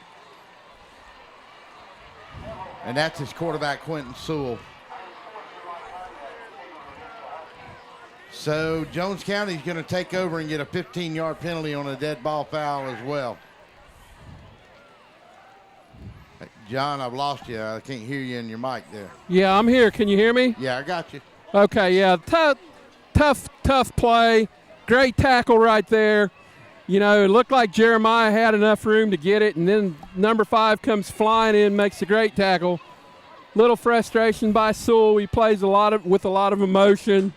And, you know, a bad penalty, but, you know, it's almost understandable. He's playing with his heart. Yeah, I go back to guys, the plays we couldn't get in, they had to use the timeouts. It would have been nice to have a timeout there to regroup and everything. Stick with us for our post-game report. The final verdict on this game brought to you by Lester Miller. Once again, we want to thank all of our sponsors that were here with us tonight. And part of this 2018 season, Zoner's Pizza, Wings, and Waffles, VitaFuse Sport, VitaFuseSport.com, Lester Miller, attorney at law, The Cottages on Wesleyan, Making Boots, MakingBoots.com, Making Beer Company, MakingBeerCompany.com, Apparel Authority, Making Touchdown Club.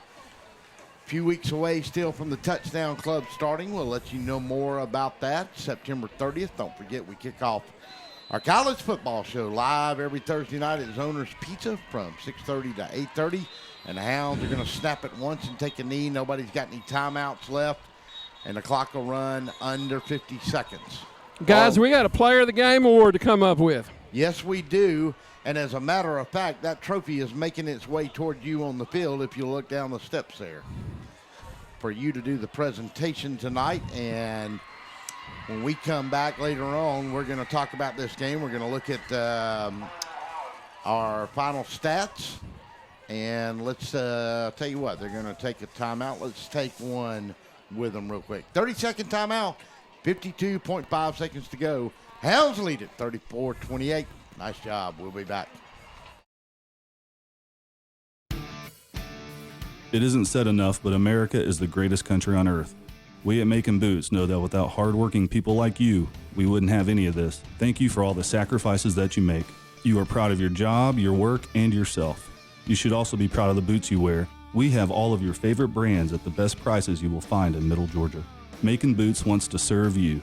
Come see us at 3182 Vineville Avenue across from AutoZone. Like us on Facebook. Making Boots. We fit Macon.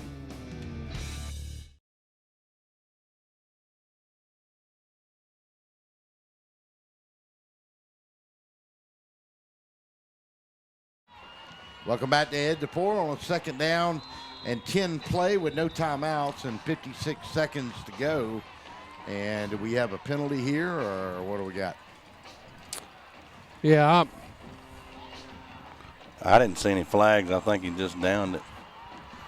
But I guess they're backing him up. It's something on offense. Let's go to John Coach Sater down on the sideline. John? Hey, I can hear you now. Okay.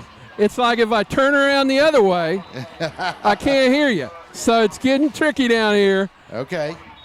Well, And- we want you to conserve your energy and your battery. And plus that, my feet hurt.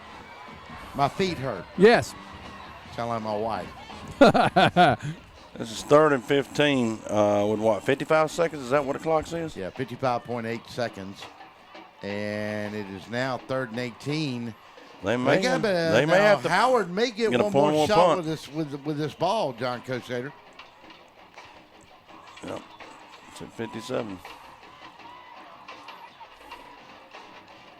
Well, boys. It's running now. We got to come up with a player of the game, and right now there's a lot of folks in it.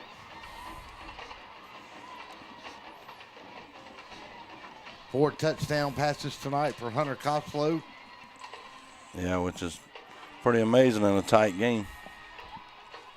3 touchdowns for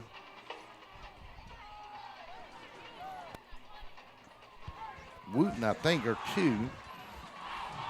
Let's see, Wooten scored on the last play, scored in the 3rd quarter. I think we're going to have 3 throwing touchdowns. Yeah, we got 4 touchdown passes by Koslow, and Wooten has caught 3. So who gets it, guys? Malter's got 2. We'll decide. We're not in that big of a hurry. We'll get it. I'm scared I won't be able to hear you when you figure it out. We'll go during the break, and we'll talk about it a little more here. With 46 seconds, they'll run the clock on a 3rd down and 18. How long will they try to hold it? They'll keep it, and they will not snap it. Now, on a 3rd and 18, if I'm the Huskies here, I jump off 22. sides. Stop the clock. Yep. Yeah, that's what I'd do. They may not stop it on a defensive penalty, though. Finally going to snap it, and with 19 seconds to go. It's still running, Russ. Yeah, it's still running. I don't think they're going to have to snap it again. Nope. We'll go to the 10-second mark. Count it down from there. 6, 5, 4, 3, 2, 1. Let's see if we can get John Cosader to get Justin Rogers real quick for us. 34-28. Yes, Coach Rogers will walk right at him there. 34-28, a fantastic game here tonight, John Corson, by the Howard Huskies. Yeah, I tell you, it was Howard played a very, very tough game, Russ, and they clean up a little bit of their play calling and stuff. It's not as much with the coaches, but it's getting the plays in, and I think they'll be fine. I mean, look at. They played a great program tonight, and they've certainly turned the curve. This is a great atmosphere out here tonight, and I hate to see them fall a little short, but on the other hand, Jones County done what they had to do to win, and, man, it's great. Well, we'll see if John Cosader can get over there and get Coach Rogers, Coach Rogers over there on the other side. Let's go down to John Cosader on the field with the winning coach, Justin Rogers of the Jones County Greyhounds. Take it away, John. Coach Rogers, if you weren't sure this team was going to be battle-tested earlier, you kind of feeling that now? Yeah, we grew up some tonight. We're a young team. I told everybody that, but I think we're a talented team. And so we grew up tonight, and I'm so proud of them. They could have hung their head on so many times throughout the game, and they didn't. And so I'm so proud of their character of keep battling. 21-13 down early in the 3rd quarter, came back and scored. It seemed like your running game opened up. Your big front was starting to pay off a little bit. Well, we believe in tempo. We believe in playing fast, and I think our tempo started getting them a little bit. And so we started trying to play a little bit faster. You could tell they were gassed and try to hit off tackle a little bit. And we just kind of made some poor decisions at times, but thank God I overcome it. Well, you pride yourself on being a team that's in condition even at this time of the year. Did that kind of show up today? I think all our summer work and everything that we've done traveling throughout the state definitely helped out to be able to play a 4-quarter game. You saw both sides have some cramps, but I think we was able to overcome it and not have near as many as we could have had. Any better way to get off to a good 1-0 start? Hey, man, 1-0 is a good way to start the year, I can promise you. Thank you, Coach. Thank you. Go ahead. John Cosader, thank you so much. We'll take a quick break, and we'll come back with our post-game wrap-up. We'll be back after this timeout. All right, John, can you?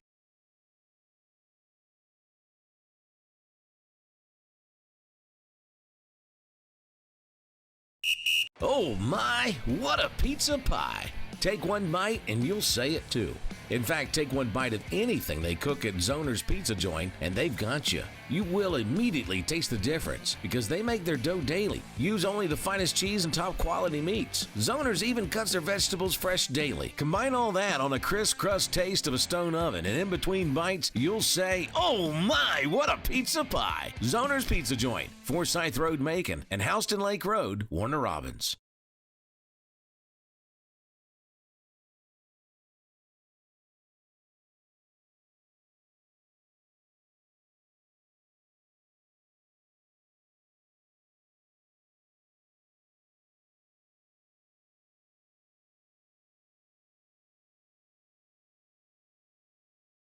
And welcome back. It is time for the wrap-up show, The Final Verdict, brought to you by Lester Miller, attorney at law.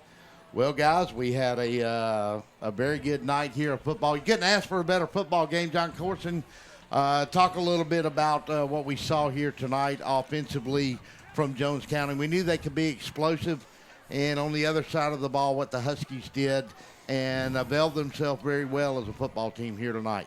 Yeah, Jones County come out and, like you said, they're a young team. You could tell it on the field. They were a little sluggish for some of their plays. Some of their blocking wasn't always there. But they done what they had to do. A young team and a great coach to have a young team stick in there, and you just keep playing. You got to remember it's a four-quarter game. It don't matter what happens first, second, and third. It's what happens just before that clock ticks zero. And Jones County done a great job of sticking to the game plan.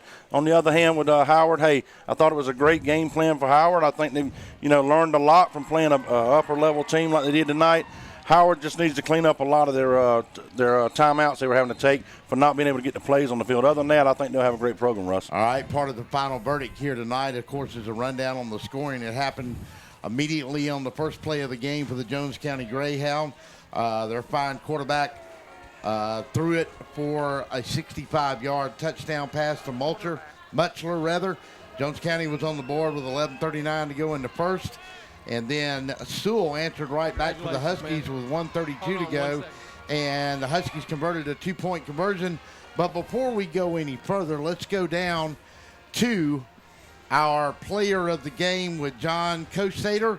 And that is none other than quarterback number 11, Hunter Cuslow. And let's get John to present the trophy. Oh, man, it's getting so rough to hear down here. And you know what? I should know this guy's name. He threw the ball all over the place. Hunter Coslow. Congratulations, my friend. You win the first player of the game for DSBNsports.com tonight. Congratulations. Awesome. Maybe took you a little bit to get into the game, but once your offensive line gave you time to throw, you had a good game. Oh, man, you know what? I was just, trying to get my playmakers, trying to throw it out there to them. But, we just found a way to win. Good teams found a way to win, and I feel like, it started off rough, but we found a way, and that's what it's all about. We'll keep working. Now, Howard played you tooth and nail today. They hit, you hit. Could you get any better for a Thursday night football game to start the season off? I don't know. We're going to see, but I think it was a good game. We definitely practiced hard. We knew they were going to come out, give us everything they had, but, we found a way to win in the end. Go Hounds. Go Hounds. Congratulations. Appreciate it. John Kosater, John Corson, that's pretty good, fellas. Let me quickly get back to the scoring. In the second, with 10:30 seconds to go, was a fumble recovery that went back 55 yards, and the Huskies led it 15-7. Jones County answered back with 7:54 to go in the second on a 55-yard run by Wooten. They missed the extra point, a 2-point conversion. It was 15-13, and that's where we stood at the half. Then Jones County could not stop the Huskies. They went up on a 12-yard run by Jeremiah Kelly and made it 21-13. That was 9:13 in the third. And then Wooten got in on the act with his second touchdown from Coslow, and we tied this game at 21 apiece. 8:58 to go in the fourth. It was another pass from Coslow to Mutchler, and Jones County went up top 28-21. Howard answered right back with 6:23 to go with a 1-yard run from Quentin Sewell, and it was all knotted up at 28 apiece. And then Jones County, Coslow with his fourth pass of the night to Wooten. Jones County held them down inside the 30-yard line on a fourth down play, hang on to win the game 34-28. Final thoughts, John Corson. It was a great night, and congratulations to our player of the game, Hunter Costello. Yeah, I tell you, I've talked a lot about both teams. They've been very great teams and good game tonight. But I'll tell you what, I'll give a shout out to the new AD coach. I mean, Barney Hester, that is. I keep wanting to say coach for so long, but Barney Hester, the field was in great shape. Still Coach Hester, the field was in great shape. The stadium looked good. I like the banners hung up, and I just see a trend with Macon and Howard and these schools going in a great direction, Russ. This was a great atmosphere and a great ball game, and it really was a coin toss who got it. Jones County came out on top, but I'll tell you, both of these programs are going to win in the end off of this tough match for the first game of the year. Well, we made it through the first broadcast, boys. We stumbled a little bit, but we'll get better. We better because we got another one right here tomorrow night, and it's going to be a good one. Crosstown rivalry game. The Southwest Patriots, they've knocked off Westside for the last 2 years in a row, but they got to come to the Ed DePore tomorrow night with Coach Spoons and the Westside Seminoles. Once again, we want to thank our sponsors, Zoners Pizza, Wings, and Waffles, VitaFuse Sport, VitaFuseSport.com, Lester Miller, attorney at law, The Cottages on Wesleyan, Making Boots, MakingBoots.com, Macon Beer Company, Apparel Authority, and the Macon Touchdown Club. We also want to thank the guys that had the game on tonight with Kudzu Seafood, Stoner's Pizza. We also want to thank Will Steele's Action Photography. He's here tonight. Let's get a final word down on the sideline from John Koschetter. John, go ahead. Well, there's a bunch of sad Howard players right now. They're kind of down, kind of heads down. But you know what they have to remember, non-region game, great test in the first game. And, you know, the chance to have a really successful year for these guys this year. Hey, if you can't build on this effort here tonight, it's not possible to do it. They put out a fantastic effort here tonight. No reason to hang their head. Looks like a pretty bright future here for the Howard Huskies under Paul Carroll. Yeah, absolutely. I can see that. Definitely great coaching on both sides, Russ. You've seen two of the premier coaches in high school in the Middle Georgia area. Well, guys, that's going to wrap it up. Your final once again. So Jones County Greyhounds win it 34-28 in a hard-fought battle here. Congratulations to Hunter Costello on our DSBNSports.com player of the game. Guess what? We'll do it again tomorrow night. That's going to do it from Ed DePore. 34-28 is your final. Jones County on top. For Brandon Thompson, John Koschetter, John Corson, and the whole gang, we'll see you tomorrow night, everybody. Our time is up. We thank you for yours.